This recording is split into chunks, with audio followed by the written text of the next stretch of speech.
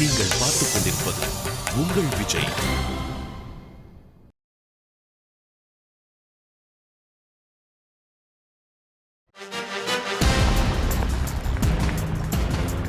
Welcome to Achi Masala Niya Nana, powered by NAC Dwellers, co-presented by Sunland. ஒவ்வொரு துளியிலும் energy. அனைவருக்கும் கோபிநாத்தின் அன்பு வணக்கம்.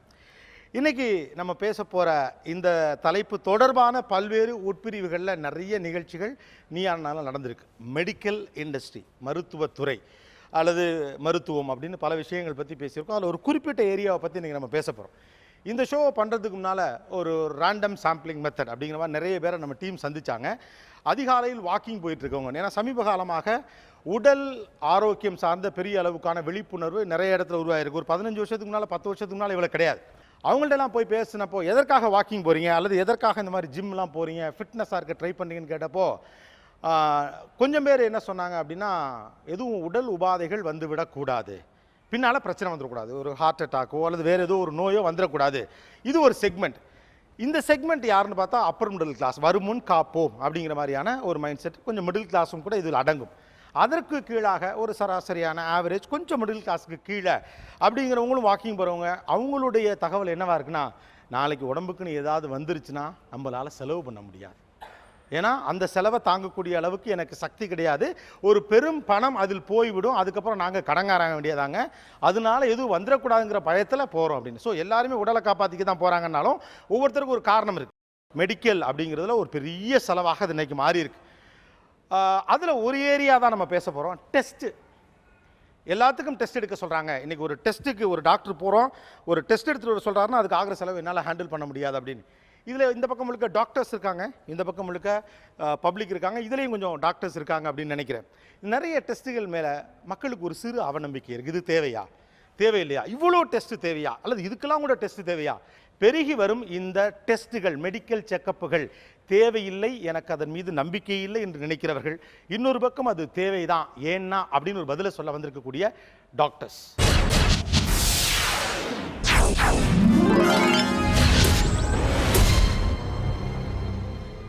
முதல் கேள்வி நான் உங்ககிட்ட கேட்குறது, பாரம்பரியமாகவே இங்கே ஒரு மனிதனை பார்த்தோன்னே அவனுக்கு இந்த நோய் இருக்க வாய்ப்பு இருக்குது அப்படின்னு புரிந்து கொண்ட ஒருவருடைய பாடி லாங்குவேஜ், அவருடைய உடம்பு, அவருக்கு மூச்சு இறைக்குதுன்னா வீட்டில் இருக்கக்கூடிய பெரியவங்களே சொல்லிடுவாங்க. குழந்தை தொடர்ந்து அழுதுகிட்டே இருந்தால் இது காரணமாக இருக்கலாம் அப்படின்னு கண்டறிதல் முறை வீடுகளுக்குள்ளே இருந்துச்சு, நாட் வித் டாக்டர்ஸ், டாக்டர்கள்ட்ட இருந்துச்சு. அப்போது அவங்களோட உங்களுக்கு அனுபவம் இருக்கும். ஒரு பேஷண்ட்டை பார்த்தோன்னே இவருக்கு இது இருக்கலாம்னா அவருடைய பாடி லாங்குவேஜ், அவருடைய முகம், அவங்களுடைய ஸ்கின்னில் இருக்கக்கூடியது, பார்க்குறது, நடக்கிறது, அவங்க கண், இதெல்லாம் வச்சே ஓரளவு நீங்கள் ஜட்ஜ் பண்ணிட முடியும். ஏன்னா நார்மல் பீப்புளுக்கு அதை ஜட்ஜ் பண்ண முடியுது. அப்போ டெஸ்ட்டுகளை டச் பண்ணாமலே பார்த்த உடனேயும் இதெல்லாம் இதுவாக தான் இருக்குன்னு கண்டுபிடிச்சிட முடியும். இதெல்லாம் நீங்கள் ஈஸியாக கண்டுபிடிச்சிருவீங்க. அவங்க ஃபேஸ் கொஞ்சம் பேலராக இருந்துச்சுன்னா அவங்க தே ஆர் அனிமிக்ன்றது தெரிஞ்சிடும். ஓகே, கொஞ்சம் வெளுத்து போயிருந்தா அனிமிக்காக இருக்க வாய்ப்பு இருக்குது சார். அப்புறம் ஃபேஸில் பஃபினஸ் மாதிரி ஸ்லைட்டாக தெரிஞ்சதுன்னா they are going in for some renal failure, renal problems. Renal ஃபெயிலியர்னா மேடம் கிட்னி ஃபெயிலியரில் இன்டர்னலாக வந்து they may be going in for renal வேற பேஷண்டோடைய பிரெத் அதை வச்சு கூட கண்டுபிடிக்கலாம். Some alcoholic or liver problem இருக்குது, நிறைய சான்சஸ் இருக்குது அவருக்கு.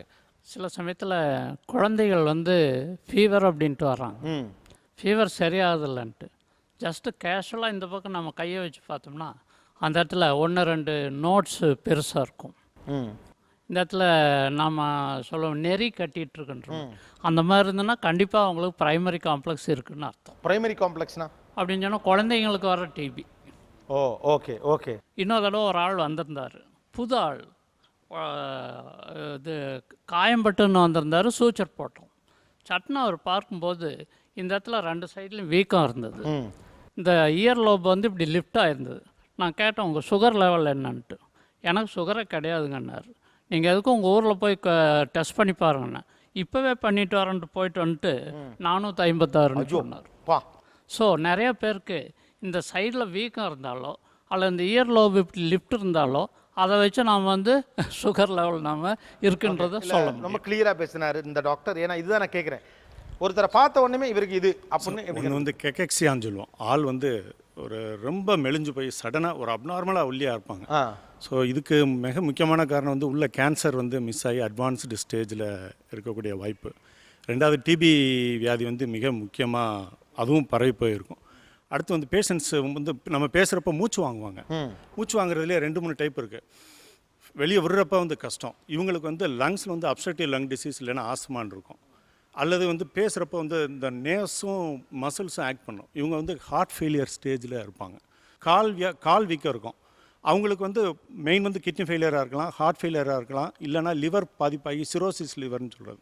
ஸோ இந்த 3 ப்ராப்ளமில் ஏதாவது ஒன்று இருக்கலாம். வயிறு வந்து வீக்கமாக இருக்கும், கை கால்லாம் வீக்கம் குறைஞ்சி போயிருக்கும், கால் வந்து வீங்கி போயிருக்கும். இந்த மாதிரி இருந்ததுன்னா liver failure, cirrhosis liver. Liver ஃபெயிலியர்னா பழுதடைஞ்சிருக்கா? லிவர் ஏறக்குறைய 80% ஃபெயிலியர் ஆயிரும். அதே மாதிரி சில டிசீஸ்க்கு வந்து ஸ்கின் மேனிஃபெஸ்டேஷன் சொல்கிறது. உதாரணமாக கேன்சர் இருந்ததுன்னா நமக்கு உடம்புல மேலே கருப்பு புள்ளியாக இருக்கும். சர்க்கரை வியாதி இருந்து மிஸ் ஆகிடுச்சுனாக்கும் இந்த கழுப்பு பகுதியில் வந்து ஒரு ரெக்டாங்குலர் ஷேப்பில் ஒரு இது டெவலப் ஆகும். ஸோ அதெல்லாம் வந்து இன்சுலின் ரெசிஸ்டன்ஸ் இருக்குதுன்னு சொல்லக்கூடிய. அதே மாதிரி நரம்பு ப்ராப்ளம் இருந்ததுனாக்கும் நீவஸ்ன்னு சொல்லிட்டு ஒரு இது இருக்கும். முதுகு பகுதியில் நல்ல பெரிய மச்சம் 1 சென்டிமீட்டர் 2 சென்டிமீட்டருக்கு மேலே. ஸோ இதெல்லாம் வந்து உள்ள வியாதிகளுடைய ஆளை பார்த்தோன்னே நம்ம கண்டுபிடிக்கக்கூடிய சில சிம்டம்ஸு. செமையாக சொல்லிட்டீங்க, வரிசையாக எக்கச்சக்கமாக. ஆனால் பயமாக இருக்குது. ஒரு குழந்தை வந்து ஓபிக்கு வெளியே வெயிட் பண்ணும் போதே அது மூச்சு விடுற சத்தத்தை வச்சே அதுக்கு ஸ்ட்ரைடர், அதாவது மூச்சு குழாயில் அடப்பு இருக்குது அப்படின்றத ஓபிக்குள்ளே உட்காந்துக்கிட்டே கண்டுபிடிக்கலாம். அதுதான் ப்ராப்ளம். ஸோ கரகரன்னு இழுக்கும். ஆமாம் அப்படின்னு இருக்கும். அது ரொம்ப பெக்யூலியர், அதுக்குன்னு சிறப்பான ஒரு சவுண்ட் இருக்கும். ஓகே. ஸோ அது வச்சே கண்டுபிடிச்சிடலாம். உடனே அந்த பேஷண்ட் நம்ம கூப்பிட்டு ட்ரீட்மெண்ட் பண்ணலாம். ஓகே. அது ஒன்று. இன்னொன்று, ஒரு குழந்தை வந்து வயிறு வந்து ரொம்ப வீக்கமாக இருக்குது, பார்க்கும்போது கையில் வெளுத்து போயிருக்கு அப்படின்றத சும்மா இங்கேருந்து பார்த்தாலே அந்த குழந்தைக்கு வந்து தாலசீமியா அப்படின்ற நோய் இருக்குது. அது வந்து பிறவியில் வந்து ரத்தம் உருவார செல்கள் வந்து ஒரு ப்ராப்ளம் இருக்கிறனால ஒரு ரத்த சோகை மாதிரின்னு சொல்லலாமா? வெறும் ஒரு ரத்த சோகையோட ஒரு காரணம். ஓகே. அது வந்து பார்த்தோன்னே கண்டுபிடிச்சலாம். வயிறு வந்து பயங்கர வீக்கமாக இருக்கும், ஆனால் குழந்தை வந்து பார்த்தா சின்னதாக இருக்கும். சார், இப்போ நிறைய லேடிஸ்க்கு இருக்க ப்ராப்ளம் இது. இப்போ நீங்கள் பார்த்துட்டே இருப்பீங்க, அவங்க மீடியம் வெயிட்டில் இருப்பாங்க, திடீர்னு பார்த்தாங்கன்னா ஒபீஸ் ஆக ஆரம்பிச்சிடுவாங்க. மீன்ஸ் வெயிட் இன்க்ரீஸ் ஆகிட்டே போகும். வாய்ஸில் மைல்டாக சேஞ்சஸ் இருக்கும். ஒரு சோர்னஸ் ஆஃப் வாய்ஸ்னு சொல்லுவாங்க. ஒரு மாதிரி கரகரன்னு பேசுவாங்க இல்லையா, அந்த மாதிரி ஸ்டார்ட் ஆகும். அது வந்து ஹைப்போதைராய்டிசம்னு சொல்லுவாங்க. தைராய்டு ஹார்மோனோட செக்ரீஷன் வந்து உடம்புல குறையுது. Second thing is smokers. அவங்களோட கண்ணத்து சைடில் இருக்க தசைகள் இருக்குது பார்த்தீங்களா, அதில் பார்த்தீங்கன்னா ஒரு பிளாக் லைன் இருக்கும், அதே மாதிரி ஒயிட் லைன் இருக்கும். அதை நாங்கள் சப்மியூக்கஸ் ஃபைப்ரோசஸ்ன்னு சொல்லுவோம். அவங்களால வாயை சரியாக திறக்க முடியாது, ஃபஸ்ட்டு திங். செகண்ட், அடுத்து அவங்களுக்கு கேன்சருக்கு போகிறதுக்கு சான்சஸ் நிறைய இருக்குது. மூணாவது, குழந்தைகள் மற்ற எல்லாருக்குமே இந்த ப்ராப்ளம் உண்டு. பல்லில் பார்த்தீங்கன்னா மஞ்சள் கலரில் காரம் இருந்துகிட்டே இருக்கும். இது ஒரு பெரிய பிரச்சனையாக டென்டிஸ்ட் கிட்ட போயிட்டே இருப்பாங்க. அதுக்கு ரீசன் என்ன அப்படின்னா, அதை நாங்கள் ஃப்ளூரோசிஸ்ன்னு சொல்லுவோம். அவங்க குடிக்கிற தண்ணியில் ஃப்ளூரைட் கண்டென்ட் அதிகமாக இருக்கிறதுனால வர நோய். வாய் நாற்றத்துக்கு என்னென்ன காரணங்கள் இருக்குது? ரொம்ப மேஜராக பார்த்தீங்க அப்படின்னா, யாருக்கெல்லாம் அல்சர் இருக்கோ அவளுக்கெல்லாம் வந்து வாயில் நாற்றம் வரும். ஓகே. ஃபஸ்ட்டு. அதே மாதிரி கேரிஸ், சொத்தப்பல் இருக்குது பார்த்தீங்களா, அவங்களுக்கெல்லாம் வரும். ஸ்மோக்கர்ஸ், அது நம்ம காமனாக தெரியும். ஆல்கஹால் பேஷண்ட்ஸ், இவங்களுக்கு. ஓகே. கிளப்பிங் வந்து உங்கள் நகை வந்து ஸ்பூன்ஸ் ஷேப்பில் இருக்கும். நீங்கள் பார்த்த உடனே கை நகத்தை பார்த்தீங்கன்னா அந்த heart patients congenital heart disease அப்படின்னு சொல்லுவாங்க. It's a spoon shaped nail. Actually எல்லா ஃபிங்கர்ஸுமே இருக்கும், எல்லா ஃபிங்கர்ஸ்லையும் இருக்கும். அது வந்துட்டு that's commonly called as clubbing சொல்லுவாங்க. அப்படி இருந்தால், அந்த மாதிரி இருந்தால் கண்டிப்பாக அவருக்கு வந்து ஒரு ஹார்ட்டில் கன்ஜெனிட்டல் ஹார்ட் டிசீஸ், பிறவியிலே அவருக்கு ஹார்ட் ப்ராப்ளம் இருக்குதுன்னு அர்த்தம். ஸோ வேல்வ் ப்ராப்ளம் இருக்குது, அயட்டிக் வேல்வ் ப்ராப்ளம் இருக்குதுன்னு அர்த்தம். ஒன்று. ரெண்டாவது முக்கியமான அதர் திங் இஸ் தைராய்டு ஃபேஷியஸ்ன்னு சொல்லுவாங்க. தைராய்டு நோயில் அந்த ஹைப்பர் தைராய்டிசமில் பார்த்தீங்கன்னா டிப்பிக்கலாக அந்த கண் இருக்கும், நல்ல பெரிய கண், முண்டை கண்ணுன்னு சொல்லுவோம் பார்த்தீங்களா. அந்த கண் ரொம்ப அழகாக அந்த ப்ராமினன்ட் ப்ரொட்ரூபரண்ட் ஐஸ், ஆக்சுவலாக அதுக்கு பேர் ப்ரொட்ரூபரண்ட் ஐஸ், அது கண்ணுக்கு பேர். ஸோ அந்த கண்ணை பார்த்தோன்னே சொல்லிடலாம். பேசலாம் ஒரு சிறிய இடைவேளைக்கு பிறகு. ராசி மசாலா நியானா powered by NAC jewellers, co presented by Sunland, ஒவ்வொரு துளியிலும் energy. Stay tune.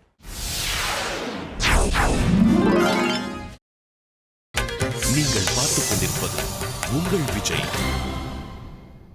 Welcome back to Aachi Masala நியானா powered by NAC jewellers, co presented by Sunland, ஒவ்வொரு துளியிலும் எனர்ஜி. ஒரு பக்கம் மருத்துவர்கள், இன்னொரு பக்கம் பொதுமக்கள். ஒருத்தரை பார்த்த உடனே இவருக்கு இது அப்படின்னு எப்படி கண்டுபிடிக்கும்? இப்போ முடி கொட்டிக்கிறத வச்சு ஒன்று விட்டமின் டிஃபிஷியன்சியாக இருக்கலாம், இல்லை வீட்டில் ப்ராப்ளமாக இருக்கலாம், இல்லை டயபெட்டிக்காக இருக்கலாம் அப்படின்னு சொல்லிட்டு கண்டுபிடிக்கலாம், இல்லை ஜீன் ப்ராப்ளமாக இருக்கலாம்னு கண்டுபிடிக்கலாம்.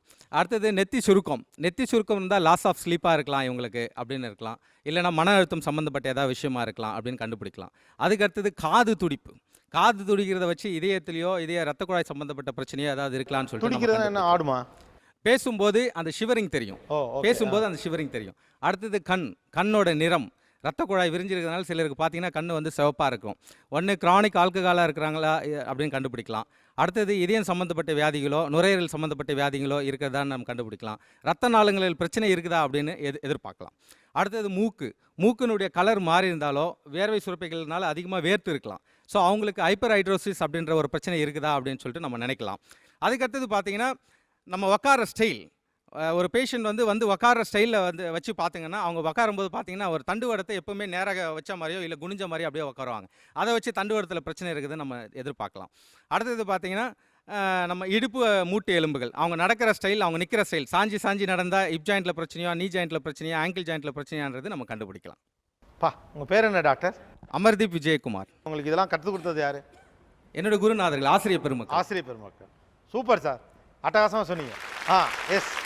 சரி, இப்போ ஒரு ஆண் குழந்தை பார்த்தீங்கன்னா வளரும்போது நல்லா வளருவாங்க, ஆனால் வீட்டில் அடிக்கடி கீழே விழுவாங்க. ஸோ கம்ப்ளைண்ட் என்ன பார்த்தா அடிக்கடி கீழே விழுவாங்க, மற்ற பசங்கிட்ட போய் விளையாட மாட்டாங்க, பார்த்தா ஸ்டவுட்டாக தான் இருப்பாங்க பையன் பார்க்குறதுக்கு. பெக்யூலராக நாங்கள் என்ன வாட்ச் பண்ணோன்னா அவன் கீழே விழுந்தா எழுந்துக்க சடனாக முடியாது, அவனுடைய முட்டியை ஊனி அவன் ரொம்ப கஷ்டப்பட்டு அட்லீஸ்ட் ஒரு நிமிஷம் கழிச்சாச்சு எழுந்துக்கிற மாதிரி இருக்கும். இது muscular dystrophy, gene related problem. இது பார்த்தோன்னே சொல்லிடலாம். ஏர்லி மார்னிங் அதாவது கண்ணுக்கு கீழே வீக்கம் இருந்ததுன்னா அது கிட்னி ஃபெயிலியராக இருக்கிறதுக்கு நிறைய சான்ஸ் இருக்குது சார். அதுக்கப்புறம் டங்கில் கோட்டிங் இருந்ததுன்னா கட்டாயம் கான்ஸ்டிபேட்டடாக இருப்பாங்க. டங்கில் வெள்ளை கலர் கோட்டிங் இருந்ததுன்னா அது மலச்சிக்கல் இருக்கிறதுக்கு நிறைய பாசிபிலிட்டி இருக்குது. கட்டை விரல் ரெட்டிஷாகவும் கொஞ்சம் எலிவேட்டடாகவும் அந்த பொசிஷன் எலிவேட்டடாகவும் இருந்ததுனாலே அது கவுட்டி ஆத்ரைட்டிஸ்ன்னு சொல்லலாம். கவுட்டி ஆத்ரைட்டிஸ்ன்றது பிளட்டில் யூரிக் ஆசிட் லெவல் இன்க்ரீஸ்டாக இருக்குதுன்னு அர்த்தம். ஸோ அதை பார்த்தோன்னே அதை மாதிரி கண்டுபிடிக்கலாம். அண்ட் இன்னொன்று பார்த்தீங்கன்னா என்ன பாதிப்பு ஏற்படுத்தும்? பிளட்ல யூரிக் ஆசிட் லெவல் கூட இருந்தால் என்ன மாதிரி நோய்? இந்த மாதிரி எல்லா ஸ்மால் ஜாயின்ஸில் எல்லாமே pain with swelling with pain. So and இன்னொன்று லேடிஸில் காமனாக ஹேர் ஃபால் அதாவது ஹேர் ஃபால் டென்சிட்டி கம்மியாக இருந்துச்சுன்னா நிறைய பார்க்குறது ஹார்மோனல் இம்பேலன்ஸ் தான். எதர் தைராய்டாக இருக்கலாம், இல்லை பிசிஓடியாக இருக்கலாம், எனிதிங், பட் ஹார்மோனல் இம்பேலன்ஸ் இருக்குன்னு சொல்லலாம். உங்களுடைய மைண்டில் ஒன்று ஓடி இருக்கும்ல இவங்க பேசிக்கிட்டு இருக்கேல, இதெல்லாம் இவங்க சொல்கிறத கேட்குறப்ப உங்களுக்கு என்னென்னலாம் தோணுச்சு? அவர் சொன்ன பிறகு எனக்கு இருக்க மாதிரி எனக்கு ஒரு ஃபீலிங். யார் சொல்கிறது?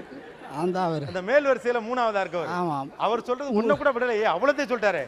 முடி கொட்டி இருக்கு, நெத்தி சுருங்கி இருக்கு, எப்படி டல்லாக இருக்க மாதிரி இருக்கு, தூக்கம் இல்லாத மாதிரி இருக்கு. இதெல்லாம் எனக்கு சொன்ன மாதிரி ஒரு பயம் இருக்கு. இவர் சொன்ன எல்லாமே நமக்கு இருக்குமோன்னு ஒரு சின்ன பயம் இருக்கு. கண்டிப்பாக. ஓகே சார், அவங்க சொன்னாங்கல்ல நமக்கு நாக்கில் மாவு மாதிரி இருந்தால் நமக்கு டைஜஸ்டிவ் ப்ராப்ளம் இருக்கும்னு. நான் அப்படி நாக்கை அப்படி பார்த்துக்கிட்டேன், நமக்கு டெய்லியும் அப்படி இருக்கே, நமக்கு அப்படி தான் இருக்குமோ, நெயில்ஸ் நமக்கு ஒயிட்டாக இருந்தால் இருக்கும் நாங்கள். ஸோ உடனே நெயில்ஸ் பார்த்து நமக்கும் அப்படி தான் இருக்கும் அப்படின்னு அந்த மாதிரி ஒரு பயமாக இருந்தது சார். ரொம்ப பயமாக இருந்தது எனக்கு. ஒரு மேடம் சொன்னாங்க ஹேர் ஃபால் ஆனால் தைராய்டு இருக்கும்னு. அந்த சமயத்தில் எனக்கு பயமாக இருந்துச்சுன்னா எனக்கு ஹேர் ஃபால் ஆகிறதுனால. Okay yes. அவங்க சொல்ல நான் என் பொண்ணு அங்கே வந்திருக்கா, அவங்க நிறைய இஷ்யூஸ் சொல்ல அவளுக்கு அதெல்லாம் இருக்குமோ உடனே பார்க்கணும் அப்படின்ற பயம். ஆக்சுவலி நான் ரொம்ப கான்ஃபிடென்ட்டாக வந்தேன், நான் பர்ஃபெக்டாக இருக்கேன், மெடிக்கல் செக்அப் தேவையில்லைன்றதுக்கு பேசுறதுக்கு வந்தேன். பட் அந்த ஃபர்ஸ்ட் ரோவில் ஒரு டாக்டர் லேடிஸ் ப்ராப்ளம் ஒரு டோவை பார்த்தா தெரியும்னு சொன்னால் ஒரு நிமிஷம் நான் எடுத்து என்னோட டோவை ப்ரைஸ் பண்ணி பார்த்தேன். ஸோ அந்த நிமிஷம் ஒரு பயம் எட்டி பார்த்தது, மற்ற எந்த விஷயத்துக்கும் எஃபெக்ட் ஆகல. அவங்க லேடிஸாக இருந்து சொல்லும் போது அந்த பயம் வந்துச்சு. Okay yes. அவங்க சொன்னாங்க தொண்டை கொஞ்சம் பெருசாக இருந்தால் தைராய்டு இருக்கும்னு சொன்னாங்க. நானும் தொட்டு பார்த்தேன், எனக்கு தொண்டை லைட்டாக பெருசாக இருக்கிற மாதிரி இருந்துச்சு. தைராய்டு இருக்குமோ அப்படின்னு நான் பயந்தேன். பெருசாக இருக்க மாதிரி இருக்குல்ல? அவங்க சொன்ன பேர் தான் அது பெருசாக இருக்குமோ அப்படின்னு பயமா இருக்கு. ஒரு டிசீஸ்ல இது இருக்குமோ? மனநலத்தில் ஒரு அறிகுறி, அது ஒரு பிரச்சனை. நம்ம அதனால தான் நோயாளுடைய தன்மை இதை பற்றி சில பேர் வருவாங்க, நோயாளி சார் எனக்கு காம்ப்ளிகேஷன் வந்தால் என்ன சிம்டம்ஸ் வரும்னு சொல்லுங்கள் சார். நாங்கள் சொல்ல மாட்டோம், ஏன்னா சொன்னால் அவங்களுக்கு அடுத்த நாள் வந்துருவாங்க, சார் எனக்கு மூச்சு வாங்குது சார், ஒன்றுக்கு சரியாக போல சார்ன்ட்டு வந்துருவாங்க. ஸோ அது இது இருக்குன்னு அது வந்த மாதிரியே இருக்கும்ல? வந்த மாதிரியே இருக்கும். அப்பா நல்ல வேலைப்பா. ஓகே, நினப்பு தான், பயப்படாங்க, உங்கள் தொண்டை சுமாராக கரெக்டாக தான் இருக்குங்கிறாரு sir. I am a doctor. So நாங்கள் செகண்ட் இயரில் தான் இதெல்லாம் படிக்க ஆரம்பிப்போம். ஸோ அது படிக்க ஆரம்பிக்கலே எங்களுக்கே எல்லாருக்கும் தோணும், படித்த எல்லா டாக்டருக்குமே second year when we start studying about all these symptoms எங்களுக்கே தோண ஆரம்பிச்சிடும். எங்களை கண்ணாடியில் பார்க்கல எனக்கு இது இருக்கா அது இருக்கான்னு யோசிக்கவும். It is called medical student syndrome. அது காமனாக எல்லாருமே அதை எக்ஸ்பீரியன்ஸ் பண்ணி தான் will come out of it. நான் இப்போ அடுத்து ஒரு கேள்வி வைக்கிறேன். இன்னைக்கு ஒரு சின்ன விவாதம் வெளியில் நடந்துட்டு இருக்கு, மேபி உங்களுக்கும் தெரிஞ்சிருக்கலாம், கட்டாயம் தெரிஞ்சிருக்கும். ஸ்டெத்தஸ்கோப் ஒரு டாக்டருக்கு தேவையில்லை அப்படின்னு ஒரு குரூப் ஆஃப் டாக்டர் சொல்கிறாங்க. இட்ஸ் அ மாடர்ன் டே, இனிமேல் ஸ்டெத்தஸ்கோப்லாம் தேவையில்லைன்னு ஒரு பிரிவினரும், இன்னும் சில பேர் இல்லை டாக்டர்ஸ்க்கு ஸ்டெத்தஸ்கோப் வேணும் அப்படின்னு சொல்கிறாங்க. இங்கே இருக்கிறவங்க எப்படி ஃபீல் பண்ணுறீங்க? அது ஸ்டெத்து வச்சு வியாதியை கண்டுபிடிச்சி தான் நம்ம வைத்தியம் பண்ணணுன்றது இல்லை. அதாவது சும்மா வந்த உடனே எல்லாருக்குமே தொட்டெல்லாம் பார்க்க வேண்டியது இல்லையா? தேவையே இல்லை. ஓ, அது மக்களை ஏமாத்துறதுக்காக. மெயினாக அந்த மாதிரி கன்ஃபியூஷன் வர காரணம் now we are living in a transition stage. So up to the mid 80s நம்மளுடைய டயக்னோசிஸ் எல்லாமே வந்து கிளினிக்கல் எக்ஸாமினேஷன் அண்ட் ஸ்டெதஸ்கோப்பில் தான் இருந்தது. ஏன்னா அப்போ வந்து அதிகபட்ச இன்வெஸ்டிகேஷன்ஸுங்கிற வந்து எக்ஸ்ரேங்கிறது மட்டும்தான் இருந்தது. 85களுக்கு அப்புறம் தான் வந்து ஸ்கேனு, அதுக்கப்புறம் வந்து சிடி ஸ்கேன் இது எல்லாமே வர ஆரம்பிச்சது.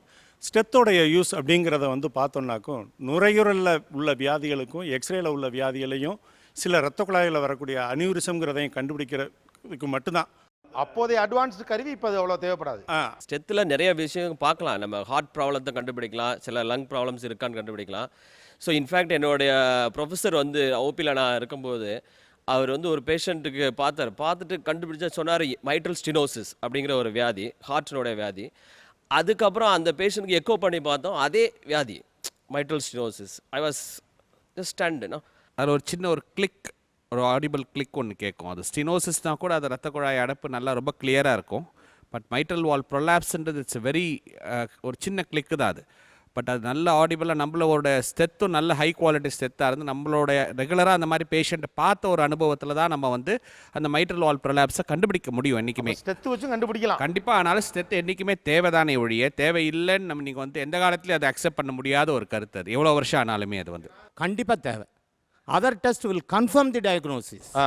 பட் ப்ரொஃபஷனலாக ஒரு டாக்டர் ஸ்டெத்தஸ்கோப் வச்சு தான் பார்க்கணும். கீழே கொடுங்க இவர்கிட்ட. ஸ்டெத்தோஸ்கோப் ஏன் தேவையில்லை? நீங்கள் சொன்ன மாதிரி ஆக்சுவலாக இப்போ இருக்கிற எல்லா சிட்டி ஹாஸ்பிட்டல்ஸில் கண்டிப்பாக எல்லா ஸ்கேன்ஸ் இருக்கும். ஸ்கேன்ஸ் ஆர் தேர்.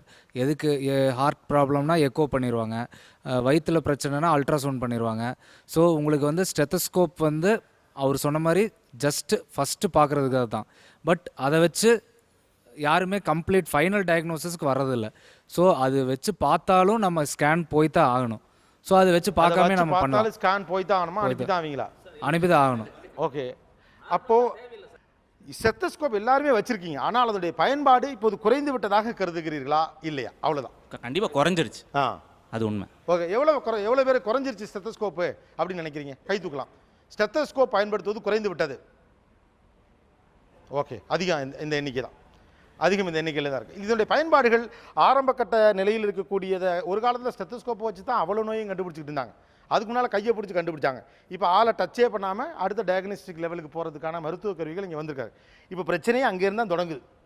பேசலாம் ஒரு சிறிய இடைவேளைக்கு பிறகு. ராஜி மசாலா நியானா powered by NAC jewellers, co presented by Sunland, ஒவ்வொரு துறையிலும் எனர்ஜி. ஸ்டேட். நீங்கள் பார்த்துக் கொண்டிருப்பது உங்கள் Vijay. Welcome back to Aachi Masala நியானா powered by NAC jewellers, co presented by Sunland, ஒவ்வொரு துளியிலும் எனர்ஜி. ஒரு பக்கம் மருத்துவர்கள், இன்னொரு பக்கம் பொதுமக்கள். நான் ஒவ்வொருத்தட்டையுமே கேட்குறேன், எந்தெந்த டெஸ்ட்டுகள் மேலே உங்களுக்கு நம்பிக்கை இல்லை? நமக்கு BMI எடுக்கிறாங்க இல்லையா, ஒபிசிட்டிக்கு, அந்த டெஸ்ட் எனக்கு தேவையில்லைன்னு சொன்னது. தேவையில்லை. ஆமாம், எங்கே போனாலும் வந்து நம்ம இப்போ பஸ் ஸ்டாண்டில் கூட கொண்டு வந்து இந்தாங்க BMI செக் பண்ணிக்கங்கன்றாங்க. BMI பற்றி சொன்னாங்க. அது வியாபாரம் தந்துடும். அது ஒரு குரூப் செஞ்சுக்கிட்டு இருக்காங்க. பவுடர் வெயிட் லாஸ் பண்ணுறதுக்கு ஒரு பவுடர் விற்கிறதுக்காக ஒரு குரூப் அலைஞ்சிக்கிட்டு இருக்கு. தயவு செய்து போய் ஏமாற வேண்டாம். ஓ, அவங்க தான் வந்து BMI செக் பண்ணி சொல்றாங்க. ஃப்ரீயா ரோட்ல நிப்பாட்டிக்கிட்டு கொடுத்துட்டு செக் பண்ணி கொடுத்துருவாங்க. உங்களுக்கு கூட இருக்கு, கொழுப்பு கூட இருக்கு, இது கூட இருக்கு. நான் காலையில் 8 மணிக்கு வெறும் வயிற்றுல அங்கே வந்துருங்க, ஒரு 140 ரூபா எடுத்துகிட்டு வந்துருங்க, ஒரு ஜூஸ் கொடுப்போம். ஜூஸ் கொடுத்துட்டு அடுத்து நீங்கள் என்ன பண்ணுங்க, ஒரு மாதத்துக்கு பேக்கேஜ் 1500 2000 ரூபா பவுடர் சாப்பிடுங்க. பட் இது மெடிக்கல் டாக்டர்ஸ் பண்றதுல இல்ல, பண்றது இது பிசினஸ். அலோபதி டாக்டர்ஸ் பண்றதுல இல்ல, அது பிசினஸ். ஓகே. வேற இது தனி. வேற என்னோட மெயின் கொஸ்டின் வந்து, இப்போ ஒரு இன்சூரன்ஸின் பாலிசி எடுக்க போனோம்னா எதுக்கு பேசிக்காக ஹெல்த் செக்அப் பண்ணிட்டு வாங்கன்னு சொல்கிறாங்க. அது ஒரு நெசசிட்டியாக எதுக்கு ஆக்குறாங்க? அதுக்கு போனோம்னா சரி, ஹெல்த் செக்அப் எனக்கு இன்சூரன்ஸ்க்கு தேவை, நான் மெடிக்கல் எம்க்கு அப்ளை பண்ணுறேன், எனக்கு தேவைன்னு எடுக்க போகிறேன். அங்கே போய் பார்த்தா ட்ரெயின் கம்பார்ட்மெண்ட் மாதிரி பேக்கேஜஸ். எதுக்கு பேக்கேஜஸ்? டெஸ்ட்டுன்னா நார்மலாக எல்லாமே நீங்கள் எடுக்கணும். ஏன்னா சோஷியல் சர்வீஸ் பண்ணுறது ஒரு பரிசோதனை மையம். என்னை பொறுத்தவரையில் பரிசோதனை மையம் பார்த்தா பரித்து சோதனை செய்யும் மையம். இப்போ மெடிக்ளைமில் இவ்வளோ மெடிக்ளைம்னு எந்த கம்பெனி பேர் கேட்பாங்க, எந்த கம்பெனிலேருந்து வரீங்கன்னு. அப்போ இது பண்ணால் போதும். அப்போ நாங்கள் என்ன மெயின் ஏரியாவுக்கு நாங்கள் எதுக்கு போகிறோம்? செக்அப்னு போது அவங்க என்ன எதிர்பார்க்குறாங்க எங்ககிட்ட? ஓகே. வேற என்னெல்லாம் டெஸ்ட் தேவையில்லாமல் எடுக்கிறதா நினைக்கிறீங்க? சிடி ஸ்கேன் எடுத்துட்டு 3 ட்ரிபிள் வெசல் டிசீஸ், அதாவது 3 அடைப்பு இருக்குன்னு சொல்கிறாங்க. அதை பார்த்துட்டு ஒரு ஆஞ்சியோ ப்ளஸ் பண்ணலாம், பைபாஸ் சர்ஜரி பண்ணலாம். அதை விட்டுட்டு ஒரு பெரிய ஹாஸ்பிட்டலில் இது ஒத்துக்க முடியாது. அட்வான்ஸ்டு டெக்னாலஜி சிடி தான் பார்ப்போம். சரி, அதையும் எடுக்கிறாரு. எடுத்து பார்த்தா 2 ஒன்றா தான் இருக்குது. அதுக்கு ஒரு 25,000 ரூபா. காலையில் 10 மணிக்கு ஒரு ஹாஸ்பிட்டலில் ஆல் டெஸ்ட்டும் எடுத்து ட்ரீட்மெண்ட் கொடுக்குறாங்க. ஒரு 1 ஹவரில் அந்த பேஷண்ட் வந்து கிரிட்டிக்கல் கண்டிஷனுக்கு போகிறாங்க. உடனே வேற ஒரு ஹாஸ்பிட்டலுக்கு கன்வெர்ட் பண்ணும்போது அங்கே போனோன்னே எகைன் எங்கள் ஹாஸ்பிட்டலில் இருக்க எல்லா டெஸ்ட்டும் நீங்கள் மீண்டும் எடுக்கணும் அப்படிங்கிறது வந்து தேவையே இல்லாத ஒரு டெஸ்ட். ஓகே, ஆக்சுவலாக இங்கே வைக்கக்கூடிய கம்ப்ளைண்ட் எக்ஸசிவ் டெஸ்ட். ஏன் எக்ஸசிவாக செக்அப் பண்ண சொல்கிறீங்க? ஒருவேளை தவறுதலாக இருந்தால் அவங்க செஞ்ச தவறுக்கு வைத்தியம் பண்ணுற டாக்டரும் பொறுப்பாயிடுறாங்க. நாளைக்கு இவங்க மேலே லிட்டிகேஷன்னு கேஸ் போச்சுன்னா கன்சியூமர் கோர்ட்டில் இந்த டெஸ்ட்டெல்லாம் நீ ஏன் பண்ணலைன்னு ஜட்ஜு கேட்குறாரு. ஒரு ஆளை பரிசோதனை பண்ணுறப்போ வந்து சந்தேகம்தான். ஸோ சிடி ஸ்கேனோ அல்லது வேறு பரிசோதனைகளோ எடுக்கிறப்ப தான் எந்த இடத்துல எவ்வளவு தூரம் வந்து கம்ப்ரெஷன் ஆகிருக்கு, கேனால் எவ்வளோ தூரம் ஸ்டினோசிஸ் வந்திருக்குது, எப்போ இண்டிகேஷன் ஃபார் சர்ஜரிங்கிறத வந்து அசஸ் பண்ண முடியும். ஒரு எக்ஸ்ரேல வந்து அந்த அளவுக்கு டீட்டெயில் தெரியாது. அப்போ எக்ஸ்ரே ஸ்டெத்தஸ்கோப் தானா? அதையும் முடிச்சிட வேண்டியதானா? சார் அதை தான் சொல்ல வந்தேன் நான் முன்னாடியே. ஒவ்வொரு டெஸ்ட்டுக்கும் லிமிட்டேஷன்ஸ் அப்படிங்கிறது வந்து வந்துருச்சு. சென்சிட்டிவிட்டி, ஸ்பெசிஃபிசிட்டி, லிமிட்டேஷன்ஸ் அப்படிங்கிறது வந்து ஒரு விஷயத்தை உங்கள் அனுபவ அறிவிலிருந்து கண்டுபிடிப்பதற்கான சாத்தியக்கூறுகள் இருந்தும் அதிக செலவு பிடிக்கிற உயர்தர டைனஸ்டிக்கு டெஸ்ட்டுக்கு ஏன் அனுப்புறீங்கிறது முதல் கேள்வி. ஒன்று அக்யூரசிக்காக அப்படிங்கிறீங்க. அப்போ இன்னொரு கருவி வந்து அது ஒரு 55,000 ரூபாய்க்கு டெஸ்ட் எடுத்தால் தான் அக்யூரசி கிடைக்குங்கிற நிலைமை வந்தால் ஒரு பேஷண்ட் என்ன ஆவார்? சாருடைய குற்றச்சாட்டை என்னன்னு சொன்னாக்க 10 மணிக்கு காலையில் எடுத்திருக்கான், மதியம் 2 மணிக்கு இன்னொரு ஹாஸ்பிட்டலில். அப்போ தப்பாக இருக்கும். அப்போ இவர் தப்பாக எடுக்க மாட்டாரா? 2வது காலையில் தப்பாக எடுக்க மாட்டாரா? இல்லையா? அதான் இந்த கேள்வி இந்த இடம் தான் இடிக்குது. முதல் எடுத்த ஹாஸ்பிட்டல் தப்பாக இருக்குமா? இவர் புதுசாக எடுக்கிறாரா? 2வது எடுக்க ஹாஸ்பிட்டலும் கரெக்டாக இருந்துருமா? அப்போ கன்ஃபார்மா அது புரியுதுயா? நீங்கள் சொல்கிறது எல்லாமே கரெக்டு தான். நம்மளோட தாத்தா ஆட்சி காலத்தில் இல்லாட்டி நம்ம அப்பா காலத்தில் கூட ஃபேமிலி டாக்டர்ஸ்னு சொல்லிட்டு எல்லாருக்கும் வீட்டில் ஒரு டாக்டர் இருந்தாங்க. அவங்களோட ஃபேமிலி ஹிஸ்ட்ரியிலிருந்து எவ்ரிதிங் அந்த டாக்டருக்கு தெரிஞ்சிருக்கும். ஸோ அவர் அன்னெசரியாக போய் ஸ்கேனுக்கு மற்ற எதுக்கும் அனுப்ப போகிறது கிடையாது. நீங்கள் ஒரு டாக்டரை நம்பாம தான் நீங்கள் அடுத்தடுத்த டாக்டர்கிட்ட போயிட்டே இருக்கீங்க. அப்போ கூட ஒரு ஏரியாவுக்கு தான் ஒரு டாக்டர், ஃபேமிலி டாக்டர்லாம் இப்போ வச்சுக்க முடியாது. ரியாலிட்டிலேருந்து பேசுங்க. காலையில் 10 மணிக்கு டெஸ்ட் எடுக்கிறோம், ஃபுல்லாக முடிஞ்சு 12 மணிக்கு இன்னொரு ஆஸ்பத்திரி போகிறோம், மறுபடியும் அவ்வளோ டெஸ்ட் எடுன்னு சொல்கிறீங்களா? ஏன்னு கேட்குறாங்க. அவ்வளோதான் சார். ஒரு சில விஷயங்கள் சொன்னீங்க. இப்போ ஒரு அட்வான்ஸ்டு எக்யூப்மெண்ட் இருக்கும்போது ஏன் நேரடியாக நீங்கள் அதை எடுக்காமல் பேசிக்காக இப்போ ஸ்டெதஸ்கோப்பு, எக்ஸ்ரே எல்லாம் போயிடுச்சு அப்படின்னு கேட்குறீங்க. ஒரு நாளைக்கு ஒரு டாக்டர் அதை தாண்டி வந்துட்டோம். டாக்டர்ஸ் ப்ளீஸ் அண்டர்ஸ்டாண்ட், தயவு செஞ்சு புரிஞ்சுக்கோங்க.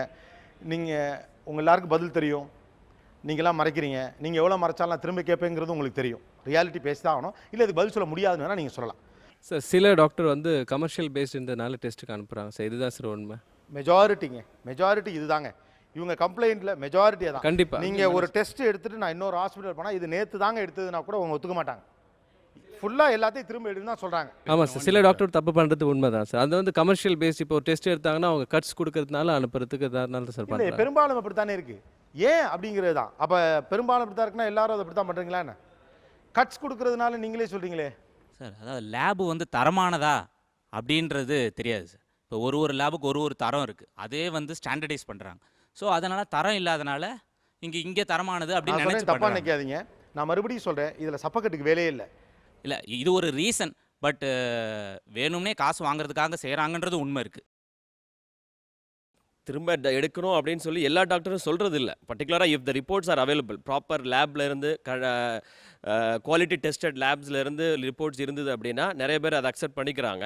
ஆனால் இன்னொரு விஷயம் என்ன நடக்குதுன்னா, பர்டிகுலர் இப்போ நார்த் ஈஸ்ட் ப்ராப்பர் குவாலிட்டி லேபா அல்லது இவங்களுக்கு தெரிஞ்ச லேபா? அதான் கேள்வி. ஏன்னா சென்னையின் சிறந்த லேபில் எடுத்துகிட்டு போன டெஸ்ட்டை கூட இல்லை மறுபடியும் நீங்கள் எடுக்கணும்னு சொல்கிறதும் நடக்குதுங்க. நடக்கலாம். சில டெஸ்ட் ரிப்பீட் நடக்கிறதுக்கு என்ன காரணம்? அது மட்டும் எனக்கு சொன்னீங்கன்னா போதும். ஒரு சில பேராமீட்டர் நீங்கள் எடுத்திருப்பீங்க, ஒரு சில பேராமீட்டர் நீங்கள் எடுத்துருக்க மாட்டீங்க. இப்போ பிளட்னு எடுத்துக்கிட்டிங்கன்னு வச்சுக்கோங்களேன், அதில் நிறைய வேல்யூஸ் இருக்குது சார். ஒரு சிலது அவங்க எடுத்திருப்பாங்க, ப்ரீவியஸ் ஹாஸ்பிட்டலில் எடுத்திருப்பாங்க. இவங்க புதுசாக இன்னொரு ஹாஸ்பிட்டல் போகும்போது the other one who is checking or assessing them, அவங்களுக்கு இன்னும் கொஞ்சம் அடிஷ்னலாக இன்ஃபர்மேட்டிவ் தேவைப்படுறப்ப அதை மட்டும் எடுக்க வேண்டியது தானே? அப்ப அதை மட்டும் எடுத்துக்கலாம்ல. அது மட்டும் இது மட்டும் மிஸ் ஆயிருக்கு, இதை எடுத்துட்டு வாங்கன்னு சொன்னா போதும். That's what I am again saying sir. திருப்ப அதே ரிப்பீட்டேஷன்ஸ் பண்றது ஒரே நாள்ல இல்ல ஒரே செட் ஆஃப் வீக்குக்குள்ள ஒரு குறிப்பிட்ட நாள் டியூரேஷன்ல திருப்பி அதே எடுக்க சொல்றது தப்பு தான், அதுல டவுட் கிடையாது. பட் புதுசா ஒரு சில விஷயம் எடுக்க சொல்றது ஆனா என்ன புரியலன்னா தப்புதான்னு சாதாரணமாக சொல்ல முடியாது சார். ஒரு 10 டெஸ்ட் எடுத்து ஒருத்தனுடைய சராசரி ஒரு மிடில் கிளாஸ்காரர் வந்து 2 மாதம் சம்பளம் ஆகிடும் சார் ஈஸியாக. இல்லை யூனோவெல். இப்போ என்ன விஷயம் அப்படின்னா, ஒரு ஹாஸ்பிட்டல்லேருந்து இன்னொரு ஹாஸ்பிட்டலில் நீங்கள் போனதுக்கான காரணம் என்ன? அங்கே சரியாகலை, நம்பாமல் போனாருன்னு வச்சுக்கோங்களேன். நம்பலையா? ரைட், ஓகே, சரி. அடுத்த ஹாஸ்பிட்டலுக்கு போகிறாங்க. அப்போது முன்னே இருந்த கண்டிஷன், பேஷண்ட்டோட கண்டிஷனுக்கும் இப்போ அட் ப்ரெசென்ட் ஏன்னா நம்மளோட உடம்பு வந்து ஒரு மாயை. 1 மணி நேரத்தில் 2 மணி நேரத்தில் கூட நிறைய மாற்றங்கள் நிகழ்வதற்கான வாய்ப்புகள் அநேகம் உண்டு. ஸோ ஒவ்வொரு மணி நேரமும் ஒரு பேஷண்ட்டை ஒவ்வொரு மணி நேரமும் மானிட்டர் பண்ண வேண்டியது எங்களுடைய கடமை. சரி, பரிசோதனை ஊர்ஜினப்படுத்தணும்னா நீங்க ஏன் ஸ்பெசிஃபிக்கா இந்த லேப்ல போய் எடுங்கன்னு சொல்றீங்க? இப்போ பிரெக்னன்சி லேடிஸ் வந்தாங்கன்னா ஸ்கேனிங் வேற எங்கேயாவது பண்ணியிருப்பாங்க. ஸ்பெசிஃபிக்கா அந்த பிரிஸ்கிரிப்ஷன்லயே அவங்களுடைய அந்த லேபோட பிரிஸ்கிரிப்ஷன்லாம் எழுதி கொடுப்பீங்க. நாங்க வேற யாவது எங்க எடுத்தனா இல்ல அக்செப்ட் ஒரு நாளைக்கு முன்னாடி தான் எடுத்துருப்போம், இல்ல ஒரு 2 மணி நேரத்துக்கு முன்னாடி தான். நியாயமான கேள்வி. அதற்கு நான் பதில் தயாராக வைத்திருக்கிறேன். இந்த பர்டிகுலர் லேப்ல போங்க அப்படின்னு சொன்னதுக்கு என்ன தெரியுங்களா காரணம்? இந்த ஃபீல்டுக்கு வந்து 17 வருஷம் ஆச்சு. முதல்ல பேஷண்ட்டுக்கு எக்ஸ்ரே தான் எழுதி அனுப்புவேன். அந்த எக்ஸ்ரே குவாலிட்டி இல்லை அப்படின்னா திரும்பியும் அந்த லேபுக்கு ஃபோன் பண்ணி என்ன இந்த மாதிரி எக்ஸ்ரே எடுத்தது, இதுக்காக நம்பி நான் உன்னை பேஷண்ட் அனுப்புறேன், நான் திருப்பி ஃப்ரீயாக எடுத்து அனுப்புறேன், காசு சார்ஜ் பண்ணாத அப்படின்னு தான் சொல்லி அனுப்புறேன். இதே தெரியாத லேபுக்கு அனுப்புன்னு வச்சுங்க, அவங்ககிட்ட நான் ஆர்டர் பண்ண முடியாது. என்ன இவர் நேற்று காத்தால வந்துட்டு இப்படி பேசுறாருன்னு சொல்லிட்டு நம்மளே திருப்பி பேசுவோம். சார் உண்மை சொல்கிறேங்க சார். நேற்று பத்திரிகை செய்தியை பார்த்துங்க, டெல்லியில் டெலிகாஸ்ட் பண்ணிட்டாங்க.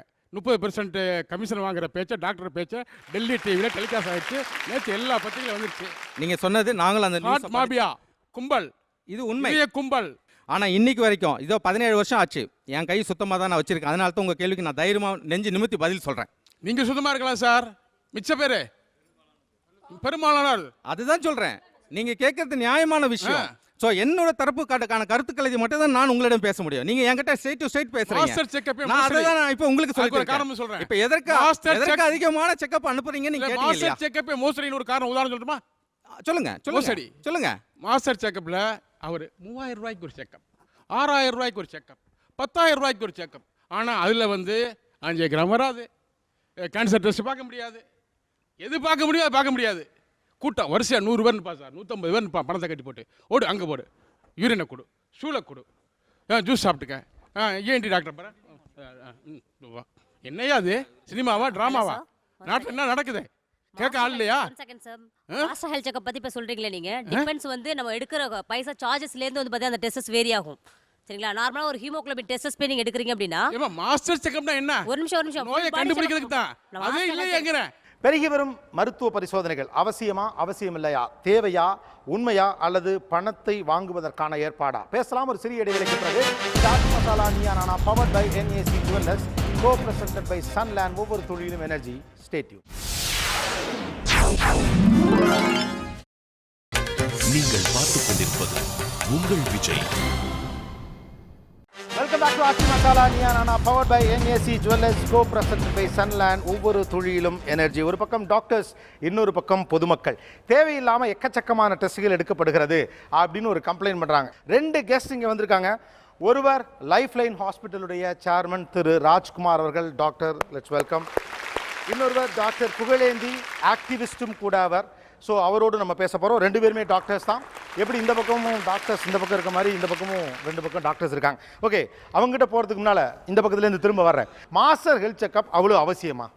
இல்லை, அவர் வந்து புரியாமல் பேசுகிறாரு. அதாவது மாஸ்டர் ஹெல்த் செக்அப்னா உடம்புல உள்ள எல்லா வியாதியும் கண்டுபிடிக்கக்கூடிய ஹெல்த் செக்அப் கிடையாது. அது வந்து மாஸ்டர் ஹெல்த் செக்அப்லேயே ஒவ்வொன்றும் டிஃப்ரெண்ட் கேட்டகரி. எப்படி ஏன் இருக்குது அப்படின்னா, ஒவ்வொரு கேட்டகரியிலும் ஒவ்வொரு செட் ஆஃப் டெஸ்ட் இருக்குது. ஒரு இதில் 15 டெஸ்ட் இருக்கும், ஒரு இதில் 20 டெஸ்ட், 25 டெஸ்ட், 30 அப்படின்னு.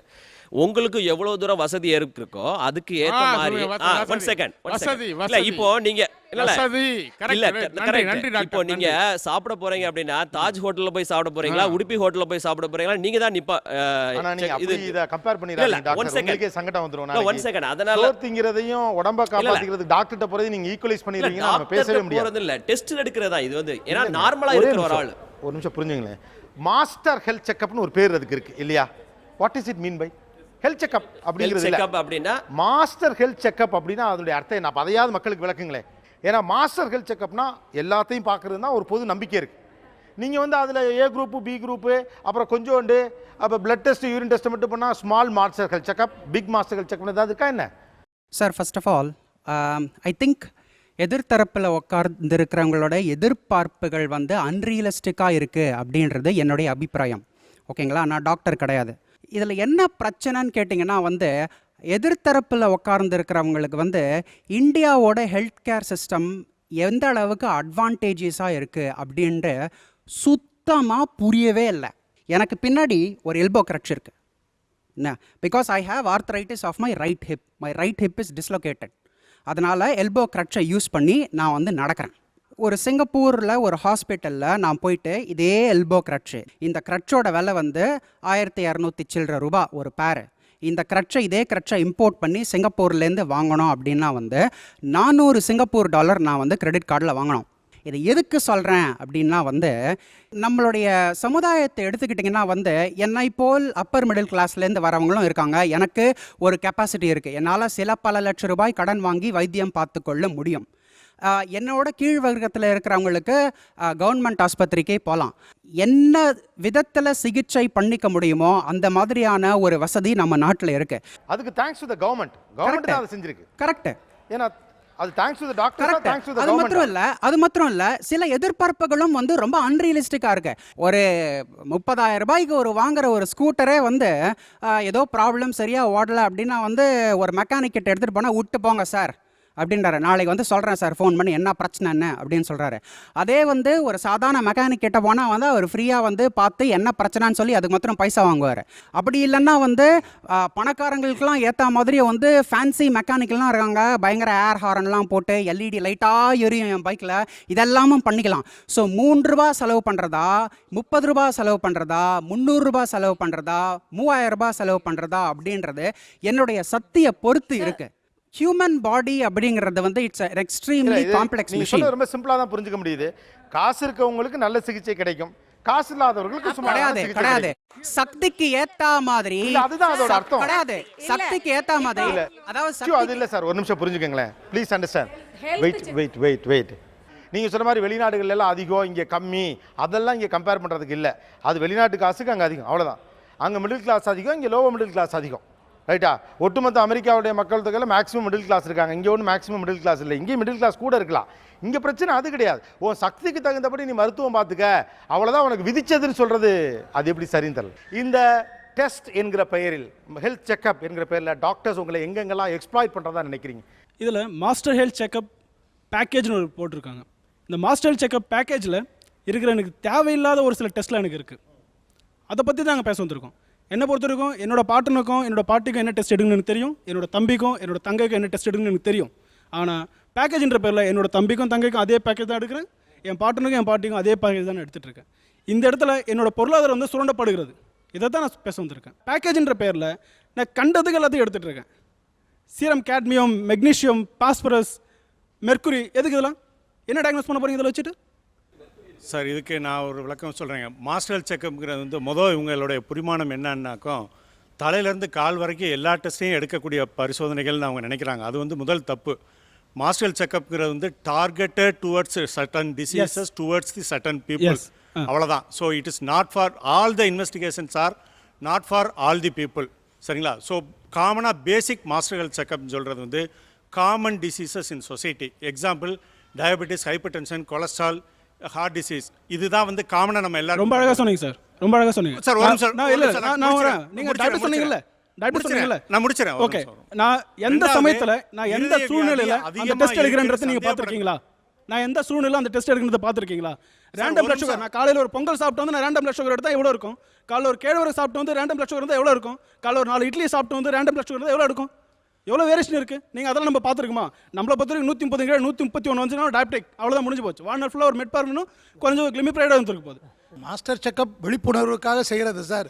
வியாதி வந்து யாரும் வந்து மாஸ்டர் செக்அப் பண்றது இல்ல. விழிப்புணர்வுக்கான மாஸ்டர் செக்அப் தேவையில்லையா? வார்த்தையை தவறாக பயன்படுத்தப்படுகிறது சார். எத்தனை பேர் அந்த வார்த்தையை தவறாக பயன்படுத்தப்படுகிறது? இதெல்லாம் செஞ்சிருக்காங்க. Doctors are loaded with information but fooled by statistics. அது நீங்க புரிஞ்சுக்கணும். ஃபூல்ட் பை ஸ்டாட்டிஸ்டிக்ஸ், முட்டாளாக்கப்படுகிறார்கள் சார். யாராவது ஒருத்தவங்க தவறு செய்கிறார்கள், எல்லாரும் தவறு செய்றாங்கன்னு சொல்ல கூடாது. சரிங்களா? நீங்க வேற ஒரு டாக்டர்ட்ட கொடுங்க.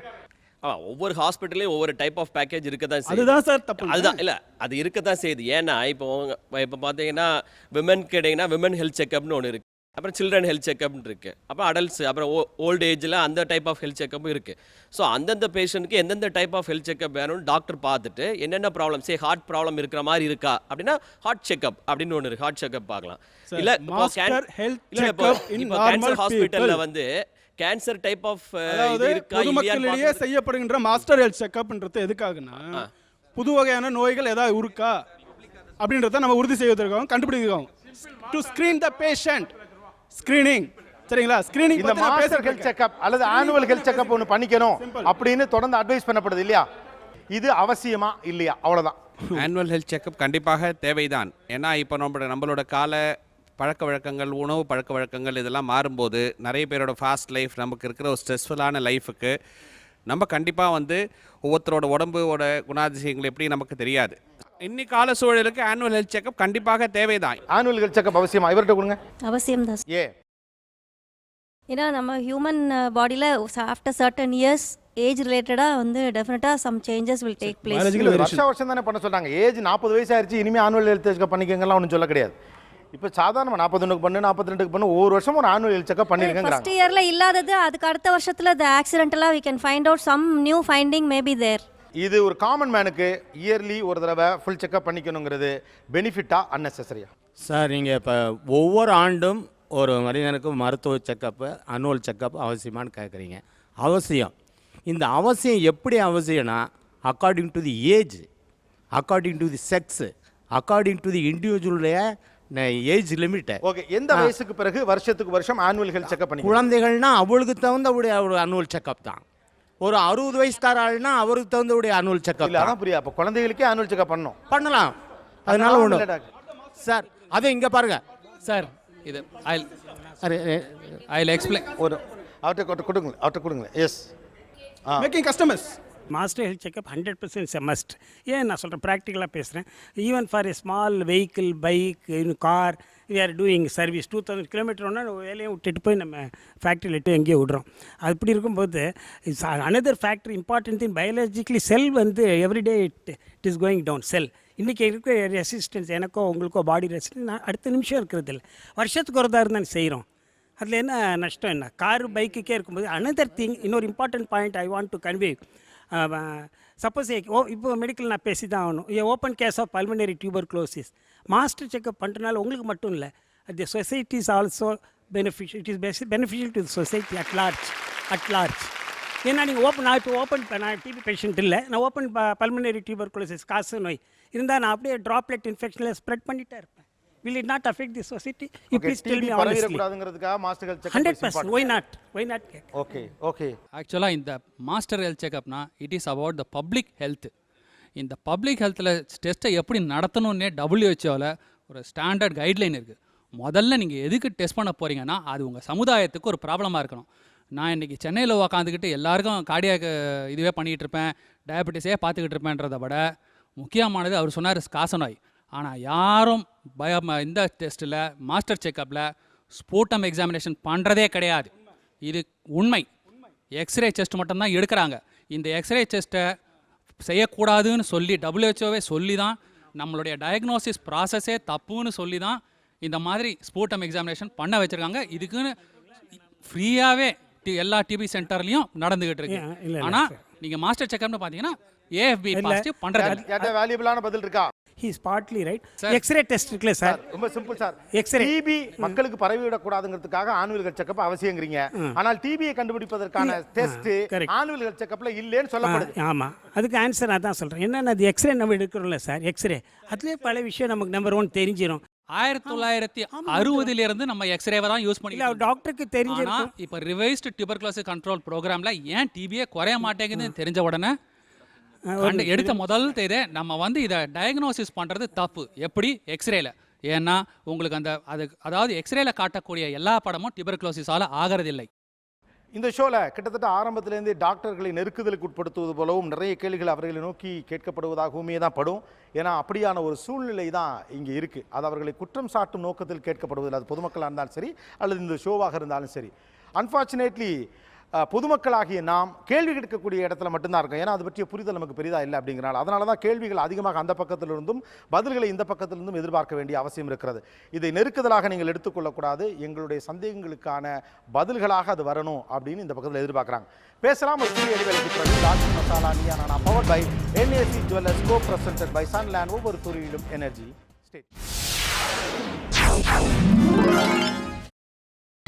நீங்கள் பார்த்துக் கொண்டிருப்பது உங்கள் Vijay. Welcome back back to Aachi masala Neeya Naana powered by NAC jewellers co presented by Sunland. ஒவ்வொரு துளியிலும் எனர்ஜி. ஒரு பக்கம் மருத்துவர்கள், இன்னொரு பக்கம் பொதுமக்கள். பெருகி கொண்டிருக்கக்கூடிய இந்த மெடிக்கல் செக்கப்ஸ் தேவையா? இதனால பயன் இருக்கா? ஏன் இது அவசியப்படுதுன்னு டாக்டர் சொல்றாங்க. மெடிக்கல் செக்கப் என்கிற பெயரில் கடுமையான செலவு வைக்கப்படுகிறது, பயமுறுத்தப்படுகிறது அப்படின்னு பொதுமக்கள் சொல்றாங்க. ஏன் பேசலாம். சமூக அக்கறை உங்களுக்கு இருக்கும்னா காச நோய்க்கு, டிபிக்கு உண்டான டெஸ்ட்டை தானே ஃபர்ஸ்ட் மேலே எழுதியிருக்கணும் அப்படின்னு கேட்குறாரு. என்விரான்மெண்ட் பேசுறீங்க, பொல்யூஷன் பேசுறீங்க, லைஃப் ஸ்டைல் மாறிடுச்சு, ஃபுட்டு மாறிடுச்சு, ஃபாஸ்ட் ஃபுட்டு. ஆனால் சளியில் செக்அப் பண்ணி கண்டுபிடிக்கிற சமுதாயத்துடைய பிரச்சனையாக இருக்கிற காச நோய்க்கான டெஸ்ட்டை உங்கள் மாஸ்டர் ஹெல்த் செக்கப்பில் நீங்கள் வைக்கலே ஏன்? இவ்வளோதான் கேள்வி. இப்போ வந்து கரண்ட் இந்தியாவில் எந்த நோய்கள் நிறைய மக்களை தாக்கிக்கிட்டு இருக்கோ அதை பேஸ் பண்ணி தானே சார் மாஸ்டர் ஹெல்த் செக்கப்பே வச்சிருக்காங்க. சுகரும் பிபியும் தானே அது. இல்ல சுகர் பிபி இல்ல மாத்திரை எழுதலாம். இல்ல அப்படின்னு வரல. இல்ல சார், நீங்க அப்படி சொல்லாதீங்க. இன்னைக்கு வந்து போன் டென்சிட்டி கம்மியா இருக்கு.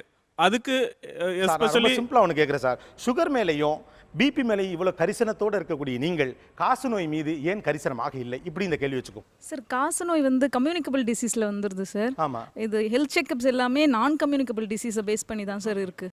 இந்தியாவில் வந்து எப்போவுமே பப்ளிக் ஹெல்த்தில் முதல்ல சொல்கிற வார்த்தை என்னென்னா, கம்யூனிட்டிக்கு எது ப்ராப்ளமான வியாதியோ அதை பற்றி தான் நம்ம கையாளணும், அதை பற்றி தான் நம்ம தேடணும், அதை தான் உடம்புல இருக்கும். இன்றைக்கி கோலானிக் கேன்சர் வந்து நம்ம ஊரில் கிடையாது, ஆனால் நம்ம அதை செய்யவே மாட்டோம். ஆனால் கண்டிப்பாக மேலும் ரெண்டாவது அவர் சொன்னார், அக்கரன்ஸ் பற்றி சொன்னார். உலகத்திலேயே அதிகமாக டியூபர்குலோசிஸ் இருக்கிற பேஷண்ட் இருக்கிற நாடு இந்தியா தான். ரெண்டாவது, உலகத்திலேயே டியூபர்குலோசிஸால் மக்கள் இறந்து போகிறவங்களும் இந்தியாவில் தான். கம்யூனிகேட்டபிள் டிசீஸ், ஒருவரிலிருந்து இன்னொருவருக்கு பரவுவதற்கான சாத்தியக்கூறுகள் அதிகம் உள்ள ஒரு நோய், தொற்று நோய். அது சமூகத்தினுடைய பிரச்சனை. அந்த பிரச்சனையை தீர்ப்பதற்கு ஒரு சாதாரண டெஸ்ட், சளியில் டெஸ்ட் பண்ணினாலே போதுமானது. ஆனால் வருடந்தோறும் ஒரு மனிதனுடைய செல்கள் பாதிக்கப்படும், அது பாதிக்கப்படும், தண்ணீர் காற்றெல்லாம் சுகாதாரமாக இல்லை என்பதால் செய்து கொள்ளுங்கள் சொல்கிற நீங்கள் காசு நோய்க்கான டெஸ்ட்டை ஏன் வலியுறுத்தலை? ஸோ ஃபஸ்ட்டு மாஸ்டர் ஹெல்த் அப்போ கைட்லைன்ஸுங்கிற வந்து ஃபார்முலேஷன் வந்ததே we are following from the western literature. So இந்த கான்செப்ட் வந்ததே we are following the western literature. That is number one. Number two, when we go through the statistics of various diseases, 1960 நம்மளுடைய இரத்த கொதிப்பு வந்து 2%. இந்தியாவில் அதிகமான வாடிக்கையாளர்கள் இருக்காங்க. உங்கள்கிட்ட தொடர்ந்து மாத்திரை விற்கிறதுக்கான ஏற்பாடு இதுன்னு உங்களுக்கு நல்லா தெரியும்ல சார். என்ன சார் திரும்ப ஸ்டாட்டிஸ்டிக்ஸை வச்சு சொல்லிக்கிட்டே இருக்கீங்க? மனசாட்சிப்படி பேசினா சார் நியாயமாக இருக்க முடியும். Simple sir. ஒரு சாதாரண மனிதனை பாதிக்கக்கூடிய காச நோய்க்கு டெஸ்ட் எடுக்கிறது இல்லை, அதை பற்றி நீங்கள் பரிந்துரை செய்கிறது இல்லை. ஏன்? அவ்வளோதான். அதுக்கு பதில் இல்லை அப்படிங்கிறத மட்டும் இதோட நான் முடிச்சுக்கிறேன். சார், ஃபர்ஸ்ட் ஆஃப் ஆல் அந்த குரூப்பில் இருக்கவங்களே they're confuse about general health checkup. எல்லாமே டார்கெட்டட் ஹெல்த் செக்அப் பற்றி தான் பேசுகிறாங்களே தவிர ஜென்ரல் ஹெல்த் செக்அப் பற்றி யாரும் பேசல. இதுதான் list. I got it from one of the diagnostic centre. 7 page இருக்குது சார். பாருங்கள் என்னென்ன பேக்கேஜ் வச்சுருக்காங்கன்னு பாருங்கள். General health checkup for the health conscious class of people. Okay, எல்லாருமே health conscious. Executive health checkup, liver function test, lipid profile, hypertension profile, renal profile, diabetic profile, metabolic profile, cardiac profile, rheumatoid, arthritis profile. We offer a discount 310 ரூபா. All this just எல்லாத்துக்குமே discount வேறு கொடுக்குறாங்க sir. ஆடிட்டல் இருக்கும் போல இருக்கு. Okay, so இது வந்து இதுதான் master health checkup sir. I come to evidence sir. எல்லாமே சொன்னாங்க we are updated with evidence what evidence says. There is a group called Cochrane Collaboration sir, which is a group of medical researchers who work on evidence. என்னென்ன evidence இருக்கோ கரெக்டாக தப்பா, which is a unbiased way of analysis. அதில் 14 trials analyse பண்ணி 1,83,000 பேஷண்ட்ஸோட டேட்டாவை collect பண்ணி அவங்க சொல்கிறாங்க sir, final report says there is no benefit which has been seen with respect to total mortality or cause specific mortality. அப்படின்னா நீங்கள் screening test பண்ணுறதுனால, master health checkup பண்ணுறதுனால சாவை தவிர்க்க முடியலை, அதில் உங்களுக்கு பெனிஃபிட் கிடைக்கல. சாவை தவிர்க்கிறது விடுங்க, ஈவன் மார்பிடிட்டி, இந்த நோய் வர்றதுனால நம்ம அவதிப்படுறது மார்பிடிட்டி, அதுலேயுமே எந்த இம்ப்ரூவ்மெண்ட்டுமே இல்லை. So they say absolutely no benefit with respect to mortality and morbidity. First point. Second point, they say indirectly you are causing and harm. இந்த ஜென்ரல் ஹெல்த் செக்அப் எல்லாம் பண்ணுறதுனால you are inducing side effects related to the investigation. அது ஒன்று இருக்குது. Next point, there is a concept call over diagnosis and over treatment. அதை பற்றி யாருமே பேசலை. One of the very commonly over diagnosed and over treated condition எதுனா blood pressure. உலகத்தில் பாதி பேருக்கு பிளட் ப்ரெஷர் இல்லாமையே பிளட் ப்ரெஷரோட மாத்திரை சாப்பிட்டுக்கிட்டு இருக்காங்க இன்னைக்கு. This is the most common evidence which this group of people say. அந்த அமைப்பு பேர் என்ன சொன்னீங்க? Cochrane collaboration. மறுபடி சபைக்காக திரும்ப சொல்லிடுறேன். முதல் விஷயம், இதுபோல் அதிகமான பரிசோதனைக்கு உட்படுத்தப்பட்டவர்கள், பரிசோதனைக்கு உட்படுத்தப்படாதவர்கள் அப்படின்னு 2 பிரிவாக பிரிச்சுக்கிட்டோம்னா, பரிசோதனைக்கு உட்படுத்தப்பட்டவர்களுடைய மரணங்களை குறைக்க முடியலை. அது பரிசோதனைக்கு உட்படுத்தப்படாதவர்கள் எப்படி சாகிறாங்களோ அதே அளவுக்கு இவங்களும் சாகிறாங்க. 1. 2வது, நோயினால் ஏற்படக்கூடிய அவதிகள் இந்த பரிசோதனைகள் செய்யப்படுவதன் மூலமாக குறைந்திருக்கிறதா அப்படின்னு கேட்டால் குறையலை. அந்த பரிசோதனைக்கு உட்படுத்தப்படாதவர்கள் சந்திக்கிற அதே சிக்கல்களை இவங்களும் சந்திக்கிறாங்க. 3வது, over over investigation, over treatment. நீங்கள் ஒருத்தருக்கு தேவையில்லாமல் இது போன்ற அதிகமான டெஸ்ட்டுகளை செய்வதால் அதனால் ஏற்படக்கூடிய பக்க விளைவுகள் என்பது ரொம்ப அதிகமானதாக இருக்கிறது. அதனால் இந்த ஓவர் டெஸ்ட்டுகள் தேவையில்லை அப்படிங்கிற மாதிரியான ஒரு டோனில் அவங்க சொன்னாங்க. 3 விஷயம் சொல்லியிருக்காங்க. ஒவ்வொன்றுக்கும் ஒவ்வொருத்தருக்கும் தெளிவாக இவருக்கு பதில் சொல்ல முடியும்னா சொல்லலாம். நீங்க சொல்றது ஒரே ஒரு ஸ்டடி. எப்பயுமே வந்து there ஒரு is study two இல்ல coin sir. 14 two side clinical for a trials. single coin. 14 Lot trials. of data were there published in various states. Hypertension is the most common problem in India. Death due to hypertension related problem is the most. Hyper tension மட்டும் இல்லை sir. எனக்கு ஒன்று புரியலை, நான் சொல்கிறேன் தப்பாக நினைக்காதீங்க. எல்லாரும் ஹைப்பர் டென்ஷன் சுகர் மட்டும்தான் நோய்ங்கிற மாதிரியே பேசிகிட்டு இருக்கீங்க. இது ஒரு டார்கெட்டட் நோய். இன்னும் கொஞ்சம் ஒரு சோஷியல் ஆக்டிவிஸ்டாக புகழேந்தி மாதிரி ஆட்கள்லாம் பேச ஆரம்பித்தாங்கன்னா இது உருவாக்கப்பட்ட நோயின்னு தான் சொல்லுவாங்க. S. First of all, I want to concede that what Dr. Gopinath said is absolutely correct. விஞ்ஞானங்கிறது நமக்கு கற்றுக் கொடுக்குறது something that's changing all the time. October 20, I went through the entire article. October 2012 Cochrane reviewங்கிறது highest level of evidence. அது வந்து எந்த கோர்ட்லேயும் supreme கோர்ட்லேயும் எதில் நிற்கும். அதில் வந்து it has come out that, but நீங்கள் சொன்ன அளவுக்கு இதனால் டெஸ்ட் பண்ணுறதுனால தப்புன்னு இல்லை. This is true. Master health checkup யாருக்கு பண்ணுறோம்?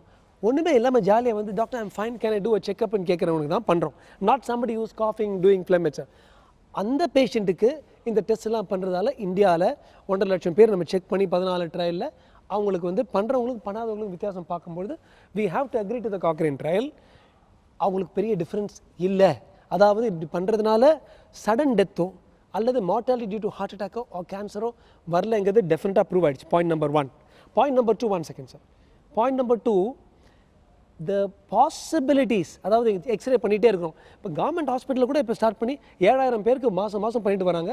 ஜிஹெச் ராயப்பேட்டா ஸ்டான்லியில் 7000 பேருக்கு செஸ்ட் எக்ஸ்ரே பண்ணிட்டு வராங்க from 2011. According to this trial அப்படி பண்ணக்கூடாது. ஏன்னா ஜாஸ்தி செஸ்ட் எக்ஸ்ரே அந்த ரேடியேஷன் பண்ணுறதுனால there is a possibility of long term cancer. இப்படி பண்ணுறோம், நம்ம கொள்கிறோம் அப்படி இல்லை, ஒரு பாசிபிலிட்டி நம்ம பார்க்கணுங்கிறது பாயிண்ட் நம்பர் 2 அவர் சொன்னதும் உண்மை. Point number 3 is also that it showed that there was a tendency, this is the final result, and I went through the entire 18 pages of that report, ஒரு tendency to overdiagnose hypertension. But subsequently இப்போ January and March 2014 அது ஒரு Cochrane trial ஆனால் கூட ஒரு public knowledge வர்றதுக்கு medical doctors it will take some time. இப்போ January and March 2014 another 2 papers have come out. ஆமாம், maybe we should not do. நான் நினைக்கிறேன் இப்போ நம்ம எங்கள் association of surgeons of India, நான் தான் சேர்மன் தமிழ்நாடு பாண்டிச்சேரிக்கு, அவ்வளோ பண்ண வேணாம், நாங்கள் we have started. என்ன பெரிய, it's not like we're going to make money from a mass health checkup or anything like that. And I'm sure when all the IMAs start doing this group of people, நீங்கள் இதே நீயே நானால நீங்கள் ஒரு 1 year 2 years பார்த்தீங்கன்னா இல்லை, now you have stopped doing because it has come out, it's become a public knowledge வந்துடும். அந்த public knowledge குறைக்கணுங்கிற என்ன வந்திருக்கு டாக்டர்? இல்ல குறைக்கணுங்கிற என்ன? இது வரைக்கும் இந்த அக்டோபர் 2012 and March 2014 வரைக்கும் யாரை கேட்டாலும் தெரிலங்க, மேபி யூ கேன் டூ தான் சொல்லுவாங்க. ஏன்னா விஞ்ஞானமாக வரல. இந்த Cochrane trial 184 people பார்த்துட்டு அப்புறம் தான் இன்ஃபர்மேஷன் வந்திருக்கு. அப்படி கூட நீங்கள் March 2014 வந்து டெல்லி, ஜெய்ப்பூர் அனதர் குரூப் பண்ணியிருக்காங்க, பெரிய குரூப்புக்கு. இப்போ எனக்கு பண்ண ஒருத்தர் சொன்னாங்களே, ஒருத்தர் எனக்கு தெரியும், அதெல்லாம் விஞ்ஞானம் இல்லைங்க. இது மாதிரி 1.5 லட்சம் பேருக்கு பண்ணது விஞ்ஞானம். அதுக்கு தலை குனியணும், இல்லைனா விஞ்ஞானமே இல்லை. It says that Indian people who are doing mass health checkup-ல அவ்வளோ டெத் ரேட் மாற்றம் இல்லைன்னு தான் வந்திருக்கு March 2014. ஆனால் அப்போ இவ்வளோ செக்அப் நீங்கள் சொல்லி இந்த கோபிநாத் கையில எல்லாம் ஒரு லிஸ்ட்லாம் வச்சிருக்காரு. அப்போ அது நீங்கள் 5 years பாருங்கள். Indian medical association of surgeons எல்லாம் போக இப்போ தான் it's coming to the surface. நீங்கள் பண்ணி பிரயோஜனம் இல்லை, கேன்சர் ப்ரிவென்ட் பண்ண முடியாதுன்னு இப்போ தான் வந்துட்டு இருக்கு. Before it becomes public knowledge it will take another 4-5 years. இவர் ஒத்துக்கிறாரு, நீங்கள் ஏன் ஒத்துக்க மனசு வரல உங்களுக்கு? இந்த ரிப்போர்ட்டை நீங்கள் மறுக்கிறீங்களா? ஏன்னா இதுதான் சமீபத்திய வருடங்களில் இந்த ரிப்போர்ட்டை பற்றி என்ன சொல்லப்படுதுன்னா, சமீபத்திய வருடங்களில் அதிகமான சாம்பிள்ஸ்ட்டை, அதிகமான மருத்துவ பரிசோதனையை பெரிய டாக்டர்கள் குழு எக்ஸ்பர்ட்ஸ் உட்காந்து பண்ணது அப்படின்னு இது பண்ணது. தட்ஸ் வை இஸ் செட் நீங்கள் கோர்ட்டில் நிறுத்தினாலும் இது ஜெயிக்கும். ஏன் இதை டாக்டர்ஸ் அக்செப்ட் பண்ணிக்க மாட்டேங்கிறீங்க? எக்ஸசிவ் இன்வெஸ்டிகேஷன் தேவையில்லை. Cochrane குரூப் அக்செப்ட் பண்ணி தான் ஆகணும். நம்ம வந்து எல்லாம் இது வரைக்கும் சார் சொன்ன மாதிரி அப்டேட் பண்ணதில் வந்து we have to accept. பெருகி வரும் மருத்துவ பரிசோதனைகள் அவசியமா, அவசியமில்லையா, தேவையா, உண்மையா அல்லது பணத்தை வாங்குவதற்கான ஏற்பாடா? பேசலாம் ஒரு சிறிய இடைவெளிக்கு பிறகு. இது Aachi masala Neeya Naana, powered by NAC jewellers, co presented by Sunland, ஒவ்வொரு துளியிலும் எனர்ஜி. ஸ்டேட். நீங்கள் பார்த்துக் கொண்டிருப்பது உங்கள் Vijay. Welcome back to Aachi masala Neeya Naana, powered by NAC jewellers, co presented by Sunland, ஒவ்வொரு துளியிலும் எனர்ஜி. பொதுமக்கள் பாயிண்ட் ஆஃப் வியூலேருந்து ஒரு சாதாரண நோய்க்கு கூட எல்லா டெஸ்ட்டையும் எழுதி கொடுக்கறது அப்படிங்கிறது ஒரு வியாபார தந்திரம் என்றும், இந்த ஸ்கேனிங் சென்டர்கள் அல்லது டயக்னோஸ்டிக் சென்டர்களோட இவங்களுக்கு இருக்கக்கூடிய நெக்ஸஸில் அல்லது அந்த ஷேரிங் சிஸ்டம் அவங்களுக்குள்ள இருக்கிறதுனால இதை வியாபாரமாக பார்க்கிறார்கள் அப்படின்னு டாக்டர் மேலே குற்றம் சுமத்துறாங்க. அக்யூரசி, கிளியரன்ஸ், என்ன மாதிரியான மருத்துவத்தை மேற்கொள்ள வேண்டும் என்பது குறித்த தீர்மானமான முடிவுகளை வருவதற்கு இந்த டெஸ்ட்டுகள் தேவைப்படுகிறது. இதை சரியான விதத்தில் தான் நாங்கள் பயன்படுத்துகிறோம்னு டாக்டர் சொல்கிறாங்க. தொடர்ந்து பேசலாம். இது வரைக்கும் இந்த மாதிரி தேவையில்லாமல் அதிக இன்வெஸ்டிகேஷன் வேண்டியதில்லைன்னு யாருமே சொல்ல மாட்டேங்கிறீங்களே, ஏன்னு? சார் நீங்கள் ஏதோ ஒன்று நெருக்குதுன்னு சொன்னீங்க. நிஜமாவே ஏதோ ஒன்று நெருக்கிறது எங்களுக்கு காரணமே பேஷண்ட்ஸ் தான் ரொம்ப நெருக்கிறது மெயினாக. என்ன பேஷண்ட்ஸா மேனேஜ்மெண்ட்டா? மேனேஜ்மெண்ட்டே கிடையாது. பிகாஸ் நான் பிரைவேட் செக்டர்ல நான் கேட்பேன். நான் வந்துட்டு கிடையவே கிடையாது. மேனேஜ்மெண்ட்ன்றது வேற. மேனேஜ்மெண்ட் சைட்லேருந்து நெருக்கடி வருதுன்னு நான் ஒத்துக்கிறேங்க சார். பீயிங் அ டாக்டர், நீங்கள் வந்து இந்த ஆனுவல் ஹெல்த் செக்கப்பில் உங்கள் சைட்லேருந்து இவ்வளோ வரணும்னு எதிர்பார்க்குறாங்க மேனேஜ்மெண்ட். அதுக்கேற்ற மாதிரி டாக்டர்ஸ் பண்ணுறாங்க. அதை நான் ஒத்துக்கிறேன் சார். ஒரு ஆனுவல் ஹெல்த் செக்கப் வழியா இவ்வளோ ரெமுனரேஷன் உங்கள் வழியாக வரணும், நெருக்கடி கொடுக்கப்படுது. கண்டிப்பாக. ஏன்னா என்னால் வந்து தனியார் யாருக்கு நேமும் சொல்ல முடியாதுங்க சார். ஆனால் இது ஆதங்கம் உள்ளே இருக்குங்க சார். ஓகே. நீங்கள் இவ்வளோ 50 எக்ஸ்ரேஸ் பண்ணணும். டார்கெட் வைக்கப்படுதா? இவ்வளோ பண்ணணும். டார்கெட் வைக்கப்படுது சார். ஒரு சாஃப்ட்வேர் கம்பெனியில் டார்கெட் இருக்கிற மாதிரி டாக்டர்ஸ்க்கு டார்கெட் வைக்கப்படுது. அதனால நாங்க பண்ண வேண்டிய கட்டாயத்துல இருக்கோம். அத பத்தி யாரும் கேக்குறது இல்லங்க சார். அந்த டார்கெட்டுக்கு இறை யாரப்போ? டார்கெட் நாங்க ஃபைனலா வந்து சார் அப்போ டாக்டர்ஸ் மேல பேஷண்ட்ஸ்க்கு நம்பிக்கை இல்லாம போயிடுது. அப்ப நாங்க தான சார் இறை. நாங்க அப்புறம் பேஷண்ட்ஸ் கியூர் பண்ண முடியல சார். இந்த டார்கெட்டுகளுக்கும் கடைசியாக இறையாவது யார்? First patients sir. First patients தான் சார். ஃபர்ஸ்ட் பேஷண்ட்ஸ் தான். ஆமா. அப்ப பேஷண்ட்ஸ்க்கு ஆட்டோமேட்டிக்கா டாக்டர்ஸ் மேல நம்பிக்கை இருக்காது. மேனேஜ்மெண்ட் எல்லாம் நடக்குது, பேஷண்ட்ஸ்க்கு எப்படி சார் தெரியும்? டாக்டர்ஸ் தானே தெரியும். டாக்டர் இஷ்டத்துக்கு எழுதி தராங்கன்னு சொல்றாங்க. ஆனா மேனேஜ்மெண்ட்ல இருந்து பிரஷர் வருது இல்லைங்க சார். அதை எப்படி சார் தடுக்கிறது? அதுதான் சார் டிபேட்டிங்க. மாஸ்டர் ஹெல்த் செக்அப் தேவையா தேவையில்லையா? தேவைனா நெருக்கடி எதனால? நம்மள நெருக்கடி பண்றாங்க. 50 ஹெல்த் செக்அப் இந்த இயர்க்குள்ள நீங்க பண்ணணும் இந்த டாக்டர் கிட்ட இருந்துன்னு. அப்போ நாங்க பண்ண வேண்டிய சூழ்நிலை இல்லைன்னா உனக்கு இந்த ஹாஸ்பிட்டல்ல வேலை கிடையாது. இதுக்கு நான் உண்மையான ஒரு வார்த்தையை சொல்கிறேன் சார். ஏன்னா நெருக்கடின்னு பார்த்தா இப்போ நான் வந்து கவர்மெண்ட் ஹாஸ்பிட்டலையும் இல்லை, ஒரு ப்ரைவேட்டைஸ்டு கமர்ஷியல் ஹாஸ்பிட்டலையும் இல்லை. அதனால் நான் வெளியே இருக்கிறதுனால என்னால் உண்மையை சொல்ல முடியும். உங்களுக்கு ஹாஸ்பிட்டலோட இன்ஃப்ராஸ்ட்ரக்சரும் சரி, உள்ளே போடுற அந்த மெஷினரிஸோட அதோட காஸ்ட்டும் சரி பல க்ரோர்ஸ் இருக்கும், டு பி ஃப்ராங்க். ஸோ அவங்க இன்வெஸ்ட் பண்ண அமௌண்ட்டை there will be a need, there will be a push to take it back. So அதனால வந்து கமர்ஷியலைஸ்ட் ஹாஸ்பிட்டலில் வந்து கண்டிப்பாக வந்து ஒரு ப்ரெஷர் டாக்டர்ஸ் மேலே இருக்கும். நீங்கள் இவ்வளோ எக்ஸ்ரேஸ் எடுக்கணும். அப்போ டாக்டர்ஸ் மெஷினரிகளுக்காக ஒர்க் பண்றீங்களா, மனுஷங்களுக்காக ஒர்க் பண்றீங்களா? For the both. I'll tell you frankly, sir. Commercialized hospitals la definitely there is a push for the doctors, especially 5-star hospitals sir. Even 3 stars, 1 star, sometimes facilities illada hospitals la irukra ore or x-ray machine kuda run பண்ணிக்கிட்டே இருப்பாங்க. சமீப காலத்தில் the CT angiogram-ங்கிற ஒரு concept வந்து it's being actually pushed not by the doctors but pushed by some institutions. பேர் ஒன்றும் பேச மாட்டோம். சம் ஆஃப் த புது ஸ்டடீஸ் என்ன காட்டுதுன்னா, நீங்கள் சொன்ன போல் தி அமௌண்ட் ஆஃப் ரேடியேஷன் நம்ம ஒரு சிடி ஆன்ஜியோ பண்ணுறது வந்து ஒரு 400-500 எக்ஸ்ரே எடுக்கிற அளவுக்கு அந்த ரேடியேஷனால் வருங்காலத்தில் வந்து நம்ம நிறைய சிடி ஆன்ஜியோகிராம் எடுக்கிறவங்களுக்கு இந்த ரேடியேஷனால் கேன்சர் வருங்கிற உண்மை வந்து நம்ம பப்ளிக் கிட்ட சொல்லி நான் போய் ஒன்று படுத்துட்டு ஒரு சிடி ஆன்ஜியோ எடுக்கிறேன். இந்த 2000 ரூபா பாவம் இவங்கெல்லாம் சொன்ன வெரி யூஸ்ஃபுல் 2000 ரூபா 3000 ரூபா மாஸ்டர் செக்அப் விட்டுட்டு ஒருத்தரும் இப்போ இதை லைக் 18,000 ரூபா 25,000 ரூபா நான் போய் எல்லாம் செக் பண்ணிட்டு வந்துக்கிறேன். தட்ஸ் ஒரு பயங்கர ஃபேட் இப்போ சிட்டியில் சென்னையில் நடந்துட்டுருக்கு. அண்ட் அது வந்து we must warn the public. அன்னெசரியாக நம்ம simply taking a blind CT angio will not help. அது உண்மை தான். சென்னையிலையோ அல்லது இந்தியாவிலையோ ஒரு நகைக்கடை திறந்து வச்சு அவன் என்ன காட்டணுமோ அதை தான் அவன் காட்டணும். அவன் டேக்ஸ் முதற்கொண்டு, அவன் இம்போர்ட் முதற்கொண்டு, அவன் எலக்ட்ரிசிட்டி முதற்கொண்டு, அவன் வாங்குற எக்யூப்மெண்ட் முதற்கொண்டு அப்படி பண்ணுறதுனால வேறு வழி இல்லாமல் he has got to get a return for it. அப்படியே ஒவ்வொரு ஹாஸ்பிட்டல் ஓனரும் ஒவ்வொருத்தரும் மல்டி மில்லியனர்ஸ்னு சொன்னால் நான் வந்து சொல்லுவேன் 70% you take the point 70% of hospital சென்னையில் they're actually running on loss. நாங்கள் ஓப்பன் பண்ணி ஒரு பெரிய ஹாஸ்பிட்டலில் வந்து நாங்கள் 100 80 மாஸ்டர் செக்அப் பண்ணுவோம். வேறு நிறைய hospitals doing 800 900 like that per month. யாருக்குமே தேவைப்படாமல் பண்ணல. நாங்கள் வாங்கினோம் equipment. We blood and gave equipment. பேங்க்காரன் ஒரு 1/2% கூட எங்களுக்கு கம்மி பண்ணல. ஒரு கஸ்டம்ஸோ எதுவுமே பண்ணல. கடைசியில் we manage as honestly as we could. But அவ்வளோ பெரிய ஹாஸ்பிட்டல் வந்து சென்னையில் ரன் பண்ணுறது வந்து அன்லெஸ் நிறைய போட்டியாக இருக்கிறது இருந்தாலே ஒழிய பண்ண முடியாதுன்னு சொல்லி ஆக்சுவலாக one of our big hospitals நாங்கள் I gave it away as chairman of that institution I gave it away and I know that அட்லீஸ்ட் 70% of the big hospitals individual people are having losses. நீங்களாம் சொல்கிற மாதிரி சினிமாவில் வர மாதிரி அவங்க வந்து ஜாலியாக உட்காந்துட்டு இவ்வளோ காசு பண்ணுறோம் எல்லோரும் எவ்வளோ சரக்கு எவ்வளோ பண்ணலான்னு சொன்னால் ஏன் இங்கே 70% லாஸில் இருக்கும்? இப்படி பார்க்குறீங்க 70% of the hospitals are in loss அப்படிங்கிறாரு. அங்கே வந்து நான் என்னோட ஏரியாவில் வச்சு பார்க்கும்போதுனாக்கா அந்த மெடிக்கல் ஷாப் வந்தோன்னா அவ்வளவு ப்ராஃபிட்டபிள் பிஸ்னஸாக வந்தோன்னா நடந்துட்டுருக்கு மாதிரி. எனக்கு தெரிஞ்சு வந்து டாக்டர்ஸ் இந்த மாதிரி இருக்கிறது இருந்தால் சார் சொல்ல ஸ்டாட்டிஸ்டிக்ஸ் எனக்கு கொஞ்சம் அஸ்டானிஷிங்காக தான் இருக்குது. எனக்கு ஹார்ட் டு டைஜஸ்ட் அப்படி தான் நான் ஓப்பனாக சொல்லி ஆனது. இப்போ என்ன ஒன்றுனா சரி பெரிய ஹாஸ்பிட்டல்ஸ் அப்படிங்கிறது வந்து எனக்கு அவங்க இந்த ஸ்டைல் ஆஃப் ஃபங்க்ஷனிங் எனக்கு தெரியல மாதிரி இது. ஆனால் நான் வந்து என்னோட ஒரு சிம்பிள் செட்டப் ஒரு சிம்பிள் கிளினிக் வச்சு ரன் பண்ணுறவங்க என்னை சுற்றி இருக்கவங்க என்னோடய ஏரியாவில் என்ன மாதிரி இருக்காங்கன்னு பார்க்கும்போதுன்னா அப்படிலாம் லாஸ்ட்லாம் அவங்களுக்கு இல்லவே இல்லை. அவங்க வந்து நல்ல ஏன்னா நான் என்ன பார்க்குறேன்னானது ஆப்வியஸ்லி இப்போ இருந்தால் நீங்கள் அவங்களுடைய அவங்க சொத்து பார்த்தாலே தெரியும் மாதிரி எப்படி அவங்க எப்படி இருந்தாங்க இப்போ எவ்வளோ வந்துட்டு இருக்காங்க உட்காந்தவங்க அவங்களுடைய ப்ராப்பர்ட்டிஸ் என்னென்னலாம் இருக்குது அப்படின்னு பார்த்தீங்கன்னா டெஃபினட்டாக இட் இஸ் அந்த ரைஸ் அப்படிங்கிறத நான் பார்த்துட்டு இருக்கேன் ஒழிய எங்கேயும் எனக்கு என்னமோ பெரிய லாஸ் இருக்குமே அப்படிலாம் நான் பார்க்கல. நான் group including me we have got maximum number of stents. You know the latest study is showing doctors have got the maximum number of cardiac stents. At my age I've got 4 stents sitting in my heart. And there are so many people here have got bypass stents. You compare it to lawyers, compare it to engineers, compare it to police people. Doctors in India have got the shortest lifespan. Doctors in India have got maximum stress. அதுதாங்க எங்க property நிறைய stent metal வச்சிருக்கிறோம் உள்ள. இல்ல உங்க point is right. டாக்டர்களுக்கு இந்த பிரச்சனை இருக்கு. ராப்பகலா கஷ்டப்படுறோம். வேணா நம்ம நிறைய டாக்டர்களை உருவாக்குவோம், குவாலிட்டி டாக்டர்ஸ் உருவாக்குவோம். ஏன் உருவாக்க மாட்டேங்கிறோம்? We want. ஆனால் வந்து the powers that be, the medical council அவங்கள அலோவ் பண்ணுறது இல்லையே. அது மட்டும் இல்லை இருக்கிற டாக்டர்ஸை போட்டு இல்லை யார் பண்ணுறதில்ல ஏன் பண்ணுறதில்ல அதான் சிக்கல். எங்க யார் பண்ணுறதில்ல ஏன் பண்ணுறது? இப்போ நான் I don't can I speak frankly.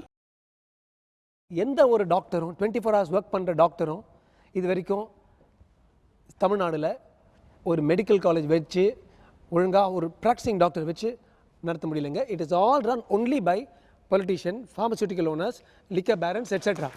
நாங்களும் அவங்களுக்கு ஒர்க் பண்ணுறோம், நிறைய ஸ்டென்ட் போடுறோம். அந்த ஸ்டென்ட்டை இவர் சொத்துன்னு சொல்லுவார். என்ன கேட்டிங்கன்னா doctors I am seeing this across the last 25 years doctors are actually being victimised. The cost, if you look at cost of medicines is going up like crazy. இந்தியாவில் வந்து pharmaceutical cost அவ்வளோ மேலே போயிட்டு இருக்கு, காஸ்ட் ஆஃப் ட்ரீட்மெண்ட் அவ்வளோ மேலே போயிட்டு இருக்கு. பட் ஸ்டில் நான் வந்து I travel across the world Indian டாக்டர்ஸோட per capita payment per consultation payment தான் உலகத்திலே லீஸ்ட். அவர் ஒரு வார்த்தை சொல்றாரு they are victims அப்படின்னு. ஆனால் ஒரு சிக்கல் இங்கே இருக்கு. இந்தியா முழுக்க டெக்னீஷியன்ஸ் தேவை அல்லது இன்ஜினியர்ஸ் தேவைங்கிறப்ப அவ்வளோ இன்ஜினியரிங் கல்லூரிகள் உருவாக்கப்பட்டது. நிறைய இன்ஜினியர்கள் உருவாக்குறோம். 2 lakh engineers are coming out from engineering colleges each year, ரைட்டா? ஆனால் ஏன் நம்ம நிறைய டாக்டர்களை உருவாக்கலை? நாங்கள் ஒன்றும் யாருக்கும் கொடுக்காமல எத்தனை செவிலியர்கள் தேவைப்படுது என்று ஒவ்வொரு வருஷமும் ஒவ்வொரு ஆட்சிக்கும் ஒவ்வொரு அரசாங்கத்துக்கும் நாங்கள் பதிவு செய்து கொண்டு தான் இருக்கின்றோம். எத்தனை இயன்முறை மருத்துவர்கள், எத்தனை துறை சார்ந்த மருத்துவர்கள் தேவைப்படுகிறார்கள் என்று நாங்கள் பதிவு செய்து கொண்டு தான் இருக்கோம். அதில் எந்த விதமான ரொம்ப சிம்பிள் சார். நீங்கள் பாலிசியில் இருக்க குறைய சொல்ல மாட்டேங்கிறீங்க. கொஞ்சம் அதிர்ந்து பேசுறது மூலமாக என்ன ஆக போகுது? இல்லை பாலிசி இல்லை சார். நீங்கள் ஏன் இதை உருவாக்கலன்னு கேட்குறீங்களே. ஏன் உருவாக்கலன்னா அதுக்கு இந்த ரீசன் இருக்குது. இந்த ரீசன் பண்ணிட்டு தான் இருக்கிறோம். இதெல்லாம் பிரச்சனைகளை பதிவு பண்ணிட்டு தான் இருக்கிறோம். அதுக்கு தேவை எங்களுக்கு உதவி. ஒரு நிமிஷம் ஒன்று சொல்லட்டுமா? ஜெர்மனிலேருந்து இங்கே ஒரு மிஷினை இறக்குறதுக்கு சிரமம் இருக்கு, இறக்குறீங்க. ஒரு ஹாஸ்பிட்டலை கட்டுறதுக்கு சிரமம் இருக்கு, செய்றீங்க. ஆனால் ஏன் அதிகமான டாக்டர்களை உருவாக்குறதுக்கு மட்டும் உங்களால் முடியலை? Because it is a lobby. Sir ஒரே ஒரு நிமிஷம் சார். இது ஒரு எக்ஸ்க்ளூசிவிட்டி. நாங்கள் கொஞ்சம் பேர் தான் இருக்கிறோம், நீங்கள் எங்களை தான் தேடி வரணுங்கிற நெருக்கடியை நீங்கள் உருவாக்க பார்க்குறீங்க. அப்படி தானே இதை நாங்கள் பார்ப்போம். அப்புறம் என்ன சார்? ஒரே ஒரு நிமிஷம் சார். இன்னைக்கு கொஸ்டின்லாம் வேண்டாம் சார். இல்ல பதிலுக்கு வாங்க சார். இன்னைக்கு ஒரு இன்ஜினியர் வந்து உருவாகி வராருன்னா சார் ஒரு 5 லட்சம் ரூபாய் போதும் சார். ஆனா ஒரு டாக்டர் உருவாகி வராருன்னா இன்னைக்கு 1 கோடி ரூபாய் தேவை. அந்த இன்ஜினியரை சொல்லல சார், படிச்சு டாக்டர்களை வர சொல்றோம் சார். இது வந்து கவர்மெண்ட் எடுக்க வேண்டிய முடிவு சார். இது வந்து டாக்டர்ஸ் மற்றவங்க வந்து எடுக்க முடியாது இந்த முடிவை. இது வந்து கவர்மெண்ட் தான் இந்த முடிவு. சீட்டை வந்து அவங்க தான் இன்க்ரீஸ் பண்ணணும். இது வந்து ஒரு டாக்டர்லாம் சேர்ந்து மெடிக்கல் காலேஜில் வந்து சீட்டை இன்க்ரீஸ் பண்ண முடியாது சார். ஒன்று சொல்லட்டுமா உங்களுக்கு? எய்ம்ஸ் டாக்டர்கள்லாம் அதிக இன்வெஸ்டிகேஷன் பண்ணக்கூடாதுன்னு போராடுறாங்க. சென்னையில் நீங்கள் போராடினீங்களா? Latest report from AIIMS. அந்த டாக்டர்களுடைய பரிந்துரை என்ன? அது சம்பந்தமாக நம்முடைய சுகாதாரத்துறை அமைச்சர், மருத்துவத்துறை அமைச்சர் என்ன சொல்லியிருக்கார்? ஹர்ஷ்வர்தன் பேசியிருக்கார். என்ன பேசியிருக்கார்? எய்ம்ஸ்லேருந்து என்ன ரிப்போர்ட் வந்துச்சு, என்ன குரல் எழுப்பப்பட்டிருக்கு சார்? சொல்லுங்க சார். ஹர்ஷ்வர்தன் என்ன சொல்லியிருக்கார் சார்? சொல்லுங்க சார். சொல்லுங்க சார். இருங்க, சொல்லுங்க சார். ஹர்ஷ்வர்தன் என்ன பேசியிருக்காரு? நம்முடைய இந்தியாவுடைய மிக உயரிய மருத்துவமனை என்று சொல்லப்படக்கூடிய எய்ம்ஸ், உங்களுடைய பிரதமர்களுக்கு பிரச்சனை வந்தால் போய் அங்கே மருத்துவம் எடுக்கக்கூடிய எய்ம்ஸ் உடைய டாக்டர் எங்க போறாங்க? ஏழை எங்க போவாங்க, பணக்காரன் போவாங்க, எல்லாரும் போறாங்க. அடுத்த கட்ட ஆலோசனை குழு அமைக்கலாம்னு சொல்லியிருக்காரு யாரு? ஹர்ஷ்வர்தன். ஓகே. ஏன் இது இன்னும் நடைமுறைப்படுத்தவில்லை? பேசலாம் ஒரு சிறிய இடைவேளைக்கு பிறகு. இது Aachi masala Neeya Naana, powered by NAC jewellers, co presented by Sunland, ஒவ்வொரு துளியிலும் எனர்ஜி. Stay tune. நீங்கள் பார்த்துக் கொண்டிருப்பது உங்கள் Vijay. Welcome back to Aachi masala Neeya Naana, powered by NAC jewellers, co presented by Sunland, ஒவ்வொரு துளியிலும் எனர்ஜி. ஒரு பக்கம் மருத்துவர்கள், இன்னொரு பக்கம் பொதுமக்கள். பெருகி கொண்டிருக்கக்கூடிய இந்த மெடிக்கல் செக்கப்ஸ் தேவையா? இதனால் பயன் இருக்கா? ஏன் இது அவசியப்படுதுன்னு டாக்டர் சொல்கிறாங்க. மெடிக்கல் செக்கப் என்கிற பெயரில் கடுமையான செலவு வைக்கப்படுகிறது, பயமுறுத்தப்படுகிறது அப்படின்னு பொதுமக்கள் சொல்கிறாங்க. ஏன்? பேசலாம். பார்கவா தலைமையிலான அந்த டீம் என்ன சொல்லியிருக்காங்க சார்? டயக்னோசிஸ் பாயிண்ட் ஆஃப் வியூக்கு டயக்னோசிஸ் வந்துட்டு நம்ம எப்படி பண்றோம்ன்றத பத்தி தான் they have discussed. அதான் சார் என்ன சொல்லியிருக்காங்கன்னு கேட்குறேன். டயக்னோசிஸ் பற்றி அவங்களுடைய ஒப்பீனியன். ஓ டயக்னோசிஸ் பண்ணக்கூடாதுன்னு தான் அவங்க சொல்லிட்டு அவங்க இருக்காங்க. தான் சொல்லியிருக்காங்க. ஓ டயக்னோசிஸ் ஓகே, ஏன் தமிழ்நாட்டில் அதெல்லாம் நீங்கள் பண்ணல? அதுக்காக நீங்கள் ஏன் அதெல்லாம் முயற்சி பண்ணல? சார் அது வந்து டாக்டர்ஸ் எல்லாரும் ஒரு டீமாக சேர்றதே கிடையாது சார். எப்போவுமே அவங்களுக்குள்ள ஒரு intermingling, that is a truth sir. ஓபியில் நேரத்தை அதிகரிக்கிறாங்கன்னா ஒன்று சேர்றீங்க சார், ரைட்டா? டாக்டர் டெப்யூட்டேஷனை சம்மந்தம் இல்லாமல் கொண்டு ஒரிசாலேயோ பீகாருக்கு பக்கத்துலேயோ கொண்டு போட்டால் அப்போலாம் பேசுகிறீங்க சார். சார் ஆனால் நீங்கள் எவ்வளோ கிராமத்தில் ரிமோட் ஏரியாவில் பஸ் வசதி இல்லாத ஊரில் நீ ஒரு வருஷம் சர்வீஸ் பண்ணணும்னு கம்பல் பண்ணால் அப்போலாம் ஒன்று சேர்றீங்க சார். ஏன் சார் இதுக்கு மட்டும் ஒன்று சேர மாட்டேங்கிறீங்க? அவ்வளோதான் சார். மக்களுடைய நலனுக்காக தேவையில்லாத இன்வெஸ்டிகேஷனை பண்ணக்கூடாதுன்னு இந்தியாவுடைய உயர்ந்தபட்ச மருத்துவ அங்கமாக கருதப்படுகிற எய்ம்ஸ்லேருந்து வந்திருக்கு. நீங்கள் அதை யாருமே பெருசாக சப்போர்ட் பண்ணல, அதை மத்திய அமைச்சர் சப்போர்ட் பண்ணுறார். டெஸ்ட் எடுக்க சொல்லி எப்படியெல்லாம் நீங்கள் நெருக்கப்படுகிறீர்கள்? ப்ரெக்னென்சி டெஸ்ட்டுக்குன்னு போகிறோம் சார். ஃபஸ்ட்டு 45 டேஸில் கன்ஃபர்மேஷன். இப்போல்லாம் வந்து ரொம்ப சேஃபாக நாங்களே பார்த்துட்டு போகிறது இருக்குது. ஆனால் 45 டேஸ்க்கு போனோன்னே இல்லை வெயிட் பண்ணலான்னு சொல்லுவாங்க. அப்போ ஒரு ஸ்கேனிங், ஓகே. அதுக்கப்புறமா 55 டேஸில் ஒரு ஸ்கேனிங், அதுக்கப்புறம் 90 டேஸில் ஒரு ஸ்கேனிங், உடனே 5th month 7th month 9th மந்தில் 3 டைம் ஸ்கேன் பண்ண சொல்கிறாங்க. எனக்கு தெரிஞ்சு பர்சனல் எக்ஸ்பீரியன்ஸில் சொல்கிறேன், தெரிஞ்சவங்களோட குழந்தைக்கு தலையில் முடியே இல்லைங்க. க்ளீனாக எவிடன்ஸ் சொல்கிறாங்க, ஸ்கேன் பண்ணி அந்த குழந்தைக்கு வரல. இது வரைக்கும் 4-5 மொட்டை போட்டுறாங்க, இன்னும் முடி வரல. எந்த மாதிரி நெருக்குதல் உட்படுத்தப்படுது சார்? செக்கப்பே பண்ணாமல் ஃபஸ்ட்டு டெஸ்ட் எடுத்தால் தான் செக்கப், நெக்ஸ்ட் அப்போ தான் சார் அதுக்கு போகிறாங்களே. ஸோ முதல் விஷயம் போனவொடனே அட்டன் பண்ணுறது இல்லை, முதல்ல டெஸ்ட்டுங்கிறாங்க. ஓகே, அடுத்தது வேறு எப்படிலாம் நெருக்குறாங்க? ஒரு லேபில் ஒரு சுகர் டெஸ்ட்டுக்கோ எதுக்கோ அமிச்சாங்க அப்படின்னா லேப் டு லேபே வந்து வேரியேஷன் இருக்குது. ஒரு டாக்டர் வந்து பார்த்திங்கன்னா ஒரு லேபில் தான் கொடுக்குறாரு. ப்ரெக்னன்சி போது எனக்கு வந்து சுகர் இருக்குதுன்னு சொல்லிட்டு ஒரு பர்டிகுலர் லேப்லேயே என்னை செக் பண்ண சொன்னாங்க. நான் அந்த லேப்லேயே செக் பண்ணிட்டு இருந்தேன், எனக்கு சுகர் இருந்துச்சு. ஒரு குறிப்பிட்ட பீரியடுக்கு அப்புறம் என்னால் போய் செக் பண்ண முடியல, நான் வேறு ஒரு லேப்லேருந்து வர வச்சு செக் பண்ணேன். அப்போ பார்த்தா எனக்கு வந்து வேரியேஷன் நிறைய இருக்குது. கேட்டால் டே டு டே இது கடைசியில் பார்த்தா எனக்கு நார்மல் டெலிவரி தான் ஆச்சு. இன்பிட்வீன் அந்த பேனிக் கொடுக்குறாங்க பார்த்தீங்களா, அந்த டென்ஷன், அது வந்து பயமுறுத்துறது. நம்ம உள்ளே இருக்கிற குழந்தைக்கு வந்து ஏதாவது ஆகுமோன்ற அந்த ஒரு டென்ஷனை வந்து கிரியேட் பண்ணுறாங்க. இது மணி வந்து செகண்டரியாக இருந்தாலுமே நம்ம வந்து நிறைய பேனிக் ஆகிடுறோம். நம்மளுக்கு உள்ளே இருக்கிறது தெரியாது. நம்ம எவ்வளோ படிச்சிருப்போம், கூகுள் பண்ணலாம், எல்லாம் பண்ணலாம். பட் சொந்த ஒரு க்ளோஸ்டு ஒன்னுக்கு ஏதாவது ப்ராப்ளம், உள்ளே இருக்கிற குழந்தைக்கு ஒரு ப்ராப்ளம்னும் போது நம்மளுக்கு அந்த திங்கிங்லாம் இருக்காது. டாக்டர் சொல்கிறாங்க செய்கிறோம் அப்படின்னு. எண்டில் பார்த்தீங்கன்னா எதுவுமே இல்லாமல் லேண்ட் அப் பண்ணும்போது I wasted so much of things. கன்சீவாக இருக்கிறப்ப ஹாப்பியாக இருக்கணும், மன அளவுலையும் திருப்தியாக இருக்கணுங்கிறதெல்லாம் போயிடுது சார். ஃபுல்லாகவே எதுவுமே சாப்பிட விடாமல் எதுவுமே இல்லாமல் அப்படி தான் இருந்தேன் நான். ஆக்சுவலாக அந்த பிளாடர்லேருந்து கருப்பையில் அந்த தண்ணி குறைஞ்சிருச்சுன்னு டக்குன்னு சிசேரியன் போகணும் அப்படிங்கிறாங்கல்ல. தண்ணி குறைஞ்சா அது பெரிய ப்ராப்ளமா? ஏன்னா முன்னால் பனிக்கூடம் உடஞ்சிருச்சுன்னா எல்லாரும் கோயிலில் கும்பிட்டுருவாங்க. இன்றைக்கி டெக்னாலஜி எவ்வளோ வளர்ந்துருச்சு. That's why I am asking. Definitely a problem, but most of the indications that is used as a indication to do cesarean. தண்ணி குறைஞ்சிட்டா சிசேரியன் பண்ணுன்றது நார்மல் இண்டிகேஷன். பட் சிசேரியன் பண்ணணுன்றதுக்காக தண்ணி குறைஞ்சிருச்சுன்னு சொல்லி பண்ணுறது பிஸ்னஸ். இது மாதிரியே இருக்கக்கூடிய இன்னொரு சிக்கல் கர்ப்பப்பை நீக்குதல் அப்படிங்கிறது இப்போ நிறைய நடக்குது. இது எந்த அளவுக்கு அவசியப்படக்கூடிய ஒன்றாக இருக்கிறது? அதுவும் again it's a big mistake business going on sir. 50 இயர்ஸில் வர வேண்டிய weakness, body weakness, bone density கம்மி ஆகிறது, ஹார்மோனல் இம்பேலன்ஸ் எல்லாமே 35 years. Even there are people who are operated at 30 years அந்த வயசுலேயே வருது. So you are bringing the senility, வயசாகிற தன்மையை 50 வயசுலேருந்து 30 இயர்ஸ்க்கோ 35 இயர்ஸ்க்கோ கொண்டுறீங்க. ஸோ அவங்க 50 இயர்ஸ்க்கு மேலே என்னென்ன எக்ஸ்பீரியன்ஸ் பண்ண இருந்தாங்களோ அது எல்லாமே முன்னாடியே கொண்டு வரீங்க. அதை டேக்கிள் பண்ணுறதுக்கு ஹார்மோனல் ட்ரீட்மெண்ட்னு கொடுக்குறாங்க, hormonal supplements again has lots and lots of side effects. Okay.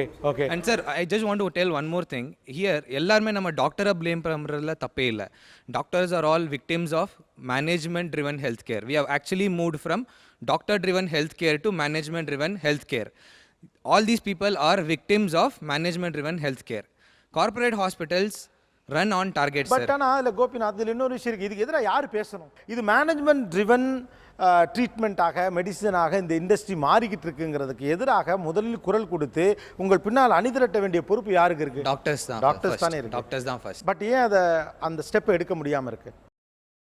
Because survival sir. நீங்கள் எல்லாருமே now work under corporate hospital. நான் தான் சொன்னேனே, டாக்டர் டிவன் மேனேஜ்மெண்ட் ட்ரிவனுக்கு போயிட்டோம்.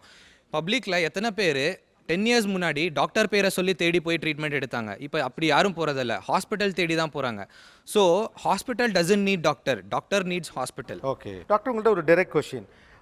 there was a period or even today some of them are doing ஒரு physical touch வந்த டாக்டருக்கு பிடிச்சு பார்த்து ஸ்டெத்தில் செக் பண்ணி ஒரு சின்ன அனாலிசிஸ், ஒரு சின்ன கேர், ஒரு பர்சனல் க்ளோஸ்னஸோட, அதாவது not depend on the machines, நுண்ணறிவில் எதுனா இதுவாக தான் இருக்கும் அப்படிங்கிற ஒரு மெத்தடாலஜி இருந்துச்சு.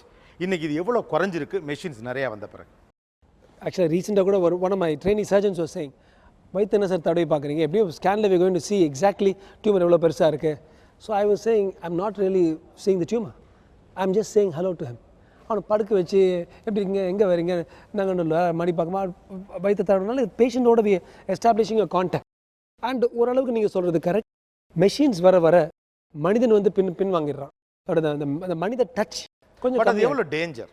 ஏன்னா ஒரு இப்போது செல்ஃபோன்கள் வந்த பிறகு கம்யூனிகேஷன் கூடணும், ஆனால் குறைஞ்சி போச்சு மனுஷனுக்குள்ளேன்னு ஒரு பேச்சு இருக்க மாதிரி டிஸ்கனெக்ட் தான் கூடிய. கனெக்டிங் இந்த கேட்ஜெட்ஸ் வந்து டிஸ்கனெக்ஷனை உருவாக்கிற மாதிரி ஹியூமன் டச் குறைஞ்சி மெஷினை டிபெண்ட் பண்ணுறதுங்கிறது ஒரு கட்டத்தில் டாக்டர்ஸுக்கான நுண்ணறிவு குறைச்சிடாதா? நம்ம ஒரு அசம்பிளிங் வேலையை மட்டும் பார்க்குற கருவிகளை பயன்படுத்தக்கூடிய ஆப்ரேட்டராக மாறிடுவோமோன்னு பயம் இல்லையா? அதுக்கு நான் ஒரு முக்கியமான விஷயம் நான் சொல்கிறேன். அவர் சொல்லிருந்தார் doctor Gopinath, how people don't go to a family doctor anymore. அதுவும் இந்தியாவில், அதுவும் தமிழ்நாட்டில் வந்து ஒரு தலைவலினா நேரம் பிரெயின் சர்ஜனை போய் பார்க்குறான். பிரெயின் சர்ஜனை போய் பார்த்தா அவன் டெய்லி பிரெயின் கட்டி தான் வெட்டிட்டு இருக்கிறான். பிரெயின் கட்டி இருக்கும்போது போய் எம்ஆர்ஐ பண்ணியான்னு சொல்லுவான். அதுக்கு பல காரணங்கள் இருக்கலாம். பட் இந்த ஃபியர் கூட அவன் இருக்குது. நீங்கள் யார்கிட்ட போகணும்? உங்களுக்கு ஒரு வயிற்று வலி இருந்தால் கூட உங்கள் ஃபேமிலி டாக்டர்கிட்ட போகணும். நீங்கள் நேராக நான் சர்ஜிக்கல் கேஸ்ட்ரோஎன்ட்ராலஜிஸ்ட்டை போகிறேன்.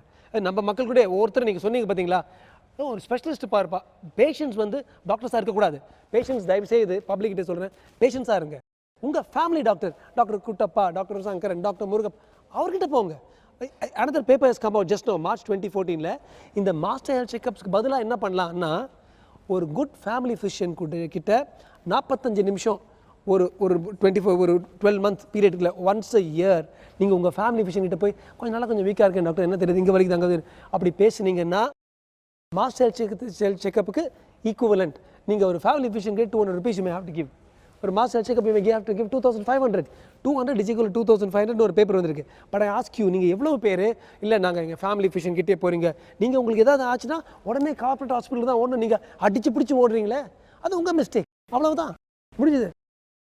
நீங்களாம் ஓவர் ஸ்மார்ட்டாகவே நம்ம எல்லாரும் ட்ரை பண்ணுறோம். டாக்டர்கிட்டே போயிட்டு எதுக்கு நீ தொண்டைக்குள்ளே அதில் விட்டு பார்க்குற, நீ எதுக்கு இது பண்ணுற, அப்புறம் வந்து ஏதாவது ஒன்றுனா அந்த ஸ்பெஷலிஸ்ட்டு தான் இருக்கணும். தெருமுக்கில் ஒரு டாக்டர் இருப்பார், அவரை ஒரு டாக்டராக நீங்கள் மதித்ததே இல்லை. நாம் யாருமே அவன் ஆளை பார்த்தாலே டாக்டர் மாதிரி தெரில, ரைட்டா? நாமளும் கொஞ்சம் பொய்யா இருக்கக்கூடாது. பட் இதெல்லாம் ஒரு பக்கம். ஆனால் மெடிக்கல் நெக்லிஜென்ஸ் அல்லது மருத்துவத்தில் இருக்கக்கூடிய கவனக்குறைவு அப்படிங்கிறதுல அதை ஒரு நாள் இருக்க முடியாது. வாட் எவர் செட் நடந்தது, பெரிய ஆஸ்பத்திரி, சின்ன ஆஸ்பத்திரி, எந்த ஆஸ்பத்திரி இருந்தாலும் அவங்கள ஒரு வாடிக்கையாளராக பார்க்குற அல்லது எங்கிட்ட நீ வந்துட்ட நான் சொல்கிறதான் கேட்கணுங்கிற மனோபாவத்தோடு அணுகுதல்ங்கிறது மிகப்பெரிய ஆபத்தும் கொடுமை. பல பேருக்கு வாழ்க்கையை கொடுக்க டாக்டர்கள் முயற்சி பண்ணுறது சொல்கிறது உண்மையாக இருந்தால் நான் இப்போ இங்கே வர சொல்கிறேன், இங்கே வருவாங்க, அவங்ககிட்ட நீங்கள் பேசுங்க. அதற்கு பிறகு உங்கள் மனம் திறக்கிறதா நான் பார்க்குறேன்.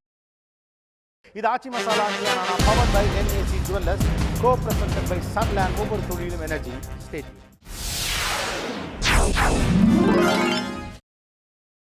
நீங்கள் பார்த்துக் கொண்டிருப்பது உங்கள் விஜய்.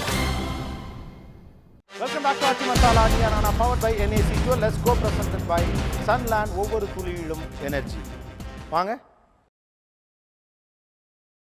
உட்காருங்க உட்காருங்க கொஞ்சம் கம்ஃபர்டபுள் ஆகும். எஸ் தேவேந்திரன் சௌமியா. என்ன சௌமியா, என்ன பிரச்சனை, என்ன நடந்துச்சு? மார்ச் 5ஆம் எங்களுக்கு குழந்தை பிறந்தது. நான் குழந்தை பிறக்கும்போது காலையில் 8 மணிக்கு நான் கொண்டு 11 மணிக்கு ஹாஸ்பிட்டல் அட்மிட் பண்ணேன். ஹாஸ்பிட்டல் அட்மிட் பண்ணோடனே நார்மல் டெலிவரின்னு சொல்லியிருந்தாங்க. நார்மல் டெலிவரிக்கு வேண்டி நாங்கள் ட்ரை பண்ணுறோம், மருந்தெல்லாம் கொடுக்குறோம், ட்ரீட்மெண்ட் பண்ணலான்னு சொன்னாங்க. சரின்னு சொல்லி அட்மிட் பண்ணி நான் நைட் 8 மணி வரைக்கும் பார்த்தேங்க. அப்போது வரைக்கும் நார்மல் டெலிவரி ஆகலை, உங்களுக்கு சிசேரியன் தான் பண்ணணும்னு சொன்னாங்க. அவ்வளோ நேரம் என்னங்க டாக்டர் பண்ணீங்க, முதலே சொல்லியிருந்தீங்கன்னா அந்த டைமுக்கே பண்ணலாம்ல, இவ்வளோ நாள் என் ஒய்ஃப் வழியில் துடிச்சாங்க, ஏன் நீங்கள் இவ்வளோ நேரம் கழித்து சொல்கிறீங்கன்னு சொல்லி கேட்டேன். இல்லைங்க இப்போ பண்ண முடியாது. 7:58க்கு திருப்பி சிசேரியன் பண்ணாங்க, எங்களுக்கு பையன் பிறந்தது. அதுக்கப்புறம் 7:58க்கு குழந்த பிறந்துச்சுங்க சார். அதுக்கு முன்னாடி இருந்து நார்மல் டெலிவரிக்கு ட்ரை பண்ணாங்க, எங்ககிட்ட சொல்லாமே சிசேரியன் பண்ணிட்டாங்க. ரிலேட்டிவ்ஸ் எல்லாருமே இருந்தோம். குழந்தைய கொண்டு வந்து காமிச்சாங்க. குழந்தை 2 கண்ணும் முழிச்சு கை காலெல்லாம் ஆட்டி நல்லா இருந்துச்சுங்க. சௌமியா அதுக்கப்புறம் என்னாச்சு? அதுக்கப்புறம் நர்ஸ் வந்து இன்குபேட்டருக்கு எடுத்துகிட்டு போயிட்டாங்க சார். இன்குபேட்டருக்கு எடுத்துகிட்டு போயிட்டு நான் மயக்கமாக இருந்ததுனால என்னைய ஒரு ரூமுக்கு வச்சுட்டாங்க. என்னை ரூம் போட்டு ஐசி வார்டில் வச்சுட்டாங்க. என்னைய பாப்பாவை தனியாக இன்குபேட்டருக்கு எடுத்துகிட்டு போயிட்டாங்க சார். அப்புறம் அடுத்த நாள் நான் மயக்க தெரிஞ்சு தான், அப்போ எனக்கு கான்சியஸ் இல்லை. அடுத்த நாள் எனக்கு கான்சியஸ் வந்ததுக்கப்புறம் நான் கேட்டேன், பேபி எங்கே நர்ஸ் அப்படின்னு கேட்டதுக்கு, உள்ளே வச்சுருக்கு, இன்குபேட்டரில் வச்சுருக்கு, நாங்கள் எப்போ கொடுக்கணும்னு நினைக்கிறோமோ அப்போ தான் நாங்கள் உங்களுக்கு கொடுப்போம், எங்களுக்கு தெரியும் நாங்கள் எப்போ கொடுப்போமோ அப்போ தான் கொடுப்போம், நீங்கள் கேட்காதீங்க, நீங்கள் ரெஸ்ட் எடுத்துக்கோங்கன்னு சொன்னேன். இல்லை எனக்கு பேபியை பார்க்கணும் போல் இருக்குது அப்படின்னு. நீங்கள் நினச்ச போல் பேபியை நாங்கள் காமிக்க முடியாது, டிஸ்டர்பன்ஸ் ஆகும், நாங்கள் காமிக்கிறோம், நீங்கள் வெயிட் பண்ணுங்க அப்படின்ட்டாங்க சார்.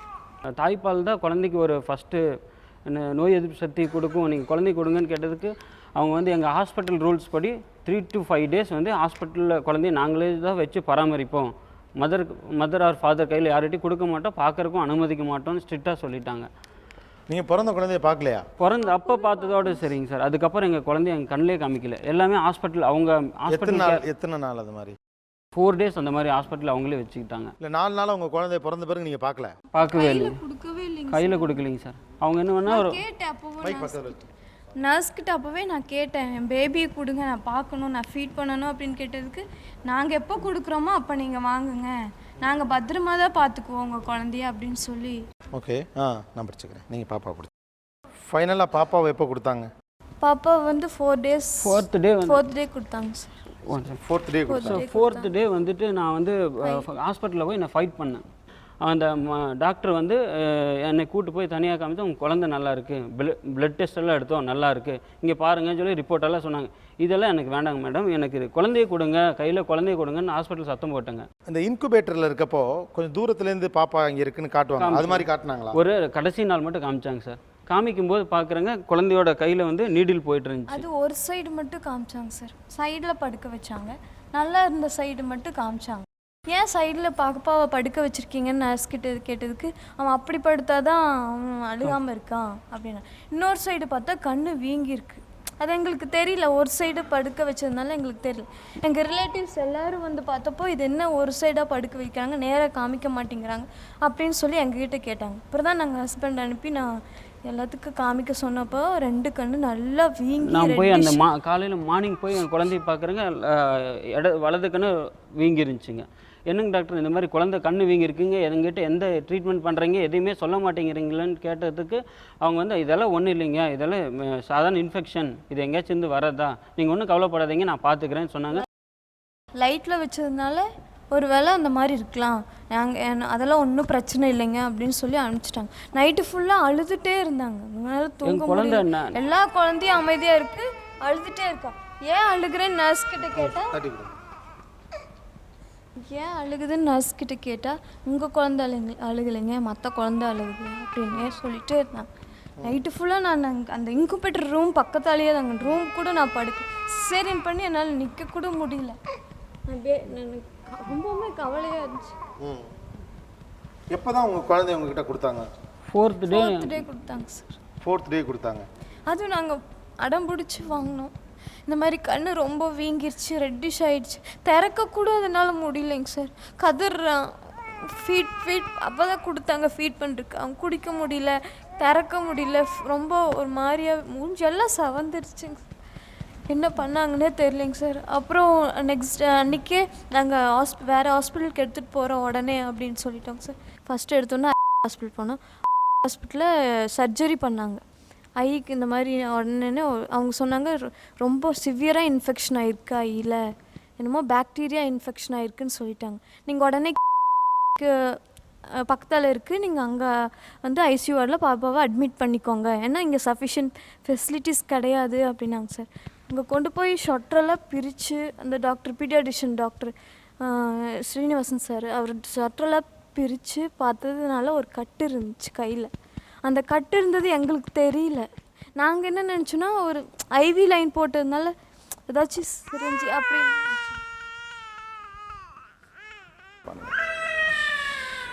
சரி சரி சரி கொஞ்சம் எந்திரிச்சுங்க. சமாதானப்படுத்தாங்க. இப்போது அதுக்கப்புறம் இந்த ஆப்ரேஷன்லாம் பண்ண பிறகு குழந்தையோட கண்ணு 2 பார்வையும் இல்லைன்னு சொல்லிட்டாங்க சார்.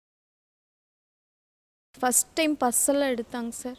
ஒரு 2 கண்ணுலேயும் பஸ் எடுத்தாங்க. பஸ் எடுத்ததுக்கப்புறம் சொன்னாங்க ஒரு கண் வராது, ரைட் ஐ வராது, லெஃப்ட் ஐ கண்டிப்பாக வரும் அப்படின்னு சொன்னாங்க. அப்புறம் இன்னொரு நாள் இன்னும் 1 வீக் கழித்து இன்னொரு கண்ணில் சர்ஜரி பண்ணி பார்க்கலாம், நல்லா இருக்கிற ஐ வந்து கொஞ்சம் சர்ஜரி பண்ணால் வந்துடும் அப்படின்னு சொன்னாங்க சார். லெஃப்ட் ஐ சர்ஜரி திரும்பி லெஃப்ட் ஐயில் ஆயில் இன்ஜெக்ஷன் பண்ணாங்க. கையில் ஐவி லைன் போட்டிருந்தாங்க சார். அங்கே ஃபுல்லாக கொதன்னு புண்ணு பண்ணிட்டாங்க சார். புண்ணு பண்ணி அது பிடிச்சி பல்ஜாயி பிடிச்சி கட்டு போட்டு விட்டாங்க சார். கம்ஃபர்ட் முதல்ல பார்த்து கொஞ்சம் அப்படி போயிட்டு வாங்க, இன்னும் பிரச்சனை. இப்போ என் குழந்தை 2 கண்ணும் போயிடுச்சுங்க சார்.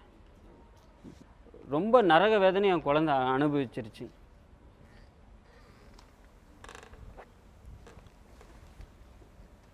இப்போ வரைக்கும் என் குழந்தைக்கு ஏதாச்சும் ட்ரீட்மெண்ட் கிடைக்குமான்னு சொல்லி நானும் எல்லா ஹாஸ்பிட்டலும் இறங்கிட்டு இருக்கேன் சார். பார்த்த டாக்டர் எல்லாருமே 2 கண்ணும் லாஸ்ட்டு. எப்படி இருந்த வாழ்க்கை அப்படியே சேஞ்ச் ஆயிடுச்சு சார். ப்ரீசியஸாக 2 வருஷம் கழிச்சு தான் குழந்தை கிடச்சிது எங்களுக்கு. ரொம்ப ஆசைப்பட்டு ஒரு நல்ல படிப்பு கொடுக்கணும், நல்லா வளர்த்தணும், நல்லபடியாக இருக்கணும்னு ஆசைப்பட்டேங்க சார். 3 நாள் ரொம்ப சந்தோஷப்பட்டோங்க சார். சொல்கிறக்கே இல்லை, வலி கூட எனக்கு தெரியல. சிசேரியன் பண்ண வலி கூட எனக்கு தெரியல. ரொம்ப சந்தோஷமாக இருந்தேன். எப்படி இருந்தாலும் குழந்தை என்கிட்ட தானே வரப்போகுது. இன்குபேட்டரில் வச்சுட்டு போகிறாங்க. 4 to 5 days வச்சுட்டு போகிறாங்க. எப்படி இருந்தாலும் குழந்தை நான் தானே வளர்த்து போகிறேன், என்கிட்ட தானே வரும் அப்படின்னு ஒரே ஆசையில் தாங்க சார் இருந்தேன். 3 நாள் 4 நாள் நல்லா முழிச்சிட்டு இருந்தது. 4வது நாள் அவனால் முழிக்க கூட முடியல. கண் அப்படியே வீங்கி ரெட்டிஷாக. கடைசியாக 3வது நாள் என்னை திரும்பி பார்த்தது தாங்க சார். அவ்வளோதான். அதுக்கப்புறம் பார்க்கவே இல்லை. ரொம்பவே ப்ரீசியஸான பேபி, கடவுள்கிட்ட வேண்டி கிடைச்ச பேபி இது. நாங்களும் எல்லா இடத்துலையும் எடுத்துகிட்டு போயிட்டோம். இதுக்கு ஒரு பார்வையாவது வருமா, கொஞ்சமாவது இமேஜ் இருக்கிற மாதிரியாவது அவனுக்கு தெரியுமாங்க சார். எல்லா ஹாஸ்பிட்டலில் மெயில் அனுப்பி எல்லாத்துக்கிட்டையும் கேட்டு பார்த்துட்டோம். யாருமே முடியாது, இதுக்கு இன்னும் ட்ரீட்மெண்ட் வரலம்மா, நல்லா பிளைண்ட் ஸ்கூலாக பாருங்கள், அவன் ஃப்யூச்சரை நீங்கள் தான் பார்த்துக்கணும் அப்படின்னு சொல்லிட்டாங்க சார். ஆனால் நான் தட்டி கொடுக்கும் போது அம்மா இருக்கேன்னு சொன்னான். என்னதான் அழுதாலும் அவன் அப்படியே கண்ட்ரோல் ஆயிடுவான். அதே மாதிரி தாங்க சார் அவர்கிட்டையும் யாருக்கிட்டேயும் போக மாட்டான். 3 monthsலேருந்து அம்மா அம்மா அம்மா அந்த இன்ஜெக்ஷன் போட இந்த ஆன்டிபயோட்டிக் கொடுக்க அவனுக்கு வலி தாங்கலை. கால் கை எல்லாம் குத்துன்னு குத்துனாங்க. அப்போல்லாம் அம்மா அம்மா அம்மான்னு அழுகிறப்போ சரி எப்படியாச்சும் சரி பண்ணிடுவாங்க, குத்துனாலே பரவாயில்ல சரி பண்ணிடுவாங்க, இது முடிச்சக்கப்புறம் நம்ம உடனே ஐ ஹாஸ்பிட்டலுக்கு கழிச்சு ஒரு கண் நல்லா கொண்டு வந்துடலாம், ஒன்றும் பயப்பட வேண்டியதில்லைன்னு எல்லோரும் வந்து சொன்னாங்க. அந்த ஆதரத்துலேயே நாங்கள் இருந்துட்டோம். திடீர்னு டாக்டர் இருந்துட்டு 2 ஐயுமே உங்கள் பையனுக்கு வராது, நீங்கள் வேறு ஏதாச்சும் முயற்சி பண்ணுங்கள், வேறு ஏதாச்சும் பிளைண்ட் ஸ்கூல் பார்த்து அவன் ஃப்யூச்சரை நீங்கள் பார்த்துக்கோங்க அப்படின்னு சொல்லிட்டாங்க சார். ஆக்சுவலாக நீங்கள் பேசும்போது சொல்கிறீங்க ஒரு வாகனம் அதோட கம்பேர் பண்ணுறீங்க, ஒரு இன்ஜினியரிங் இண்டஸ்ட்ரியோட ஸ்கூட்டரோடலாம் கம்பேர் பண்ணுறீங்க. ஆனால் அதுக்கு இல்லாத ஒன்று வந்து மனுஷனுக்கு இருக்குது, அதுக்கு பேர் மனசு. இன்னொன்று, இவங்க பேசையில் உங்கள் ரியாக்ஷன்ஸ் என்னங்கிறத கேமரா பதிவு பண்ணியிருக்கு. உங்கள் டாக்டருங்கிற மீறி மனுஷன் தான் வெளில வரான் இல்லையா? எல்லாருக்குமே தவம் இருந்து பெற்ற புள்ள, 2 வருஷம் ஆசைப்பட்டு இது பண்ண புள்ள, ப்ரீஷியஸ் பேபி, ஒரே முறை கடைசியாக பார்த்த பார்வை மட்டும்தான் என் கண்ணில் நிற்கிது. இவங்க இப்போ தேடிட்டு இருக்கிறது, இப்போ இவங்களை இந்த ஷோவில் கூப்பிட்டு வந்ததில் 2 விஷயம். உங்களை குற்றவாளிகளாக்கெல்லாம் ஒன்றும் முயற்சி பண்ணலை. 2வது இவங்களுடைய ஒரே போராட்டம் இப்போ அந்த பாப்பாவுக்கு எப்படியாவது ஒரு பார்வையை கொண்டு வந்துட முடியுமான்னு. இந்த நிகழ்ச்சியை உலகம் முழுக்க பார்க்குறாங்க. நிறைய சர்ஜன்ஸ் இருக்கலாம், நிறைய ஸ்பெஷலிஸ்ட் வேர்ல்டு முழுக்க இருக்கலாம். இவங்களுடைய நம்பரை இந்த ஷோவில் we are going to scroll. இவருடைய நம்பரோ அல்லது இவங்க எந்த நம்பரை கொடுக்குறாங்களோ, மேபி எங்கிருந்தாவது யாரோ ஒருவர் இந்த மருத்துவ உலகத்திலிருந்து மேபி இங்கே இருக்கவங்க இல்லை இவங்க யாரோ ஒன்று அந்த கண்ணுக்கு ஒளி தரலாம். சௌமியா தேவேந்திரன், ஆக்சுவலாக I wanted to go through the reports. அவர் சொன்ன மாதிரி வாட் கேன் வி டூன்னு. ஃபர்ஸ்ட் ஆஃப் ஆல் உங்களோட ஆப்வியஸ்லி உங்கள் லாஸ்க்கு ரொம்ப நாங்கள் என்ன சொன்னாலும் it's very difficult to compensate for that loss. Second thing, 1000 குழந்தைங்களில் ஒரு குழந்தைங்களுக்கு இது மாதிரி இந்த இன்ஃபெக்ஷன் வந்து தொலையும். அதுவும் அந்த 1 in 1000 தான் சூடோமோனாஸ்ங்கிற ஒரு ஒர்ஸ்ட் பாக்டீரியம் வரும். அதில் 1 in 1000 அது வேறு எங்கேயாவது கண்ணுக்கோ பிரெயினுக்கோ போகும்.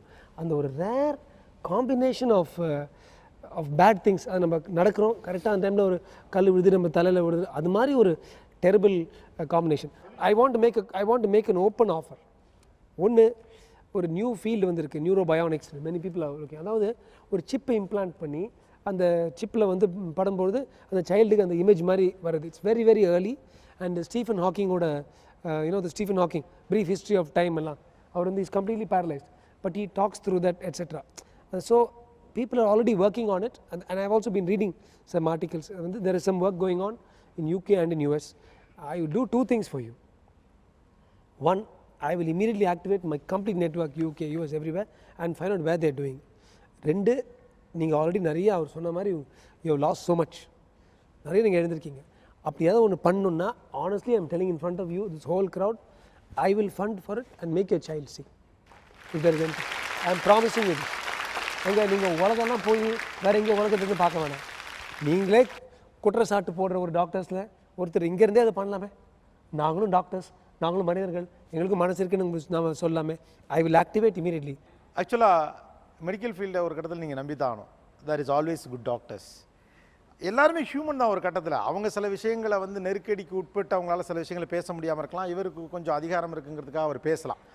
எல்லாருக்குமே கடைசியில் வந்து எல்லாருமே இது ஓடி இருக்கும். இதுக்கு என்ன பண்ணலாம், இதுக்கு என்ன பண்ணலாம், இதுக்கு என்ன பண்ணலாம். எல்லாரும் யாரோ ஒரு பிள்ளைக்கு அப்பா தான், அதுக்கப்புறம் தான் அவங்க doctor. So thank you sir. Thanks சொல்லுங்கள்.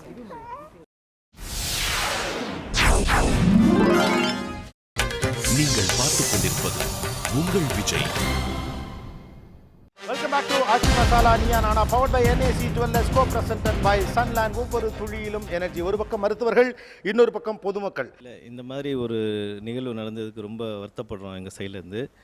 அதே மாதிரி அவங்களுக்கு அடுத்த கான்ஃபரன்ஸ், எங்களுக்கு இன்டர்நேஷ்னல் கான்ஃபரன்ஸ் வருது, நம்ம இந்தியன் லெவல் கான்ஃபரன்ஸ் வருது நெக்ஸ்ட் ஆகஸ்ட்டில்.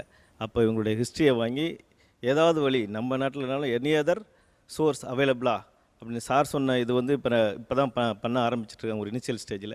அதனுடைய டெவலப்மெண்ட், அதனுடைய இது இவங்களுக்கு சரியாக வருமா என்னன்றதை என்னால் முடிஞ்ச அளவுக்கு நான் செஞ்சு அவங்களுக்கு டெஃபினட்டாக ஹெல்ப் பண்ணுவேன்.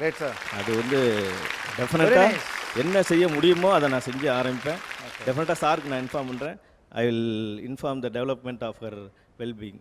Thank you sir. Thank you sir. உங்கள் நம்பரும் நாங்கள் எடுத்துக்கிறோம். ஆக்சுவலாக ஒரு பக்கம் நமக்கு டாக்டருக்கு மேலே நிறைய கம்ப்ளைண்ட்ஸ் இருக்குது. அதுக்கு 2 காரணம் இருக்குது.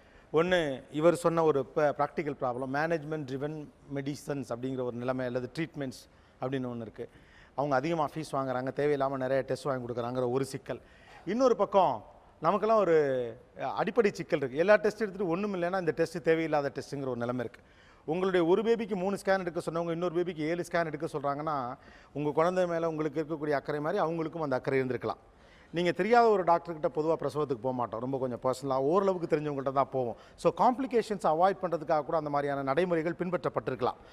இந்த ரிசர்ச் ரிப்போர்ட்டெல்லாம் இப்போ தான் வந்துச்சு. அந்த காரணத்தினால இனிமேல் தான் நாங்கள்லாம் எக்ஸஸ் ஆஃப் டெஸ்டிங்லாம் குறைச்சிக்க போகிறோம்னு சொல்லாதீங்க. உங்களுக்கு நல்லா தெரியும் இவ்வளோ டெஸ்ட்டு தேவையில்லையாங்கிறது இந்த ரிப்போர்ட் வர்றதுக்கு முன்னாலே உங்களுக்கு தெரியும்.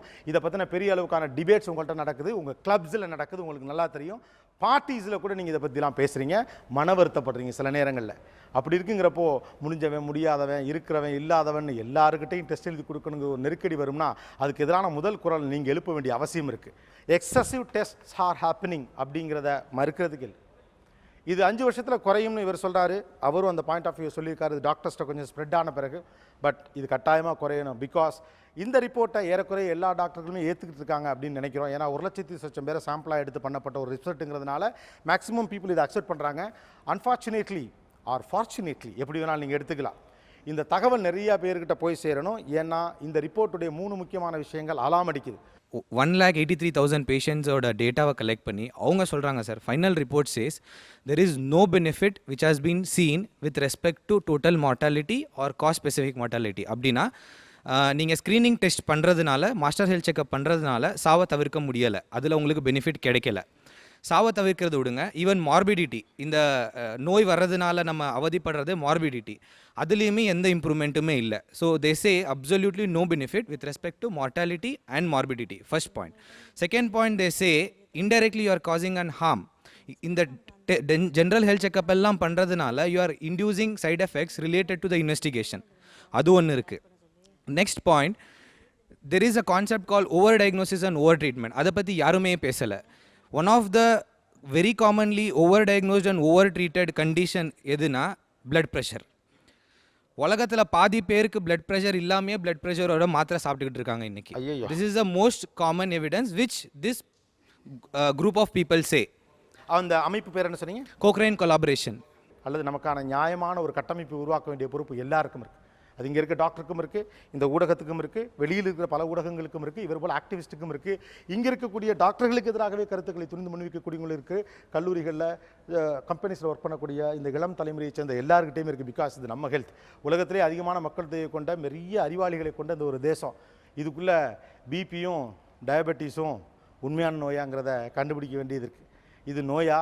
ஏன்னா ஒரு ஸ்டேட்மெண்ட் ஒன்று சொல்லுவாங்க, இது எவ்வளோ உண்மைன்னு தெரியல. Most of the medicines try to keep the disease alive அப்படின்னு.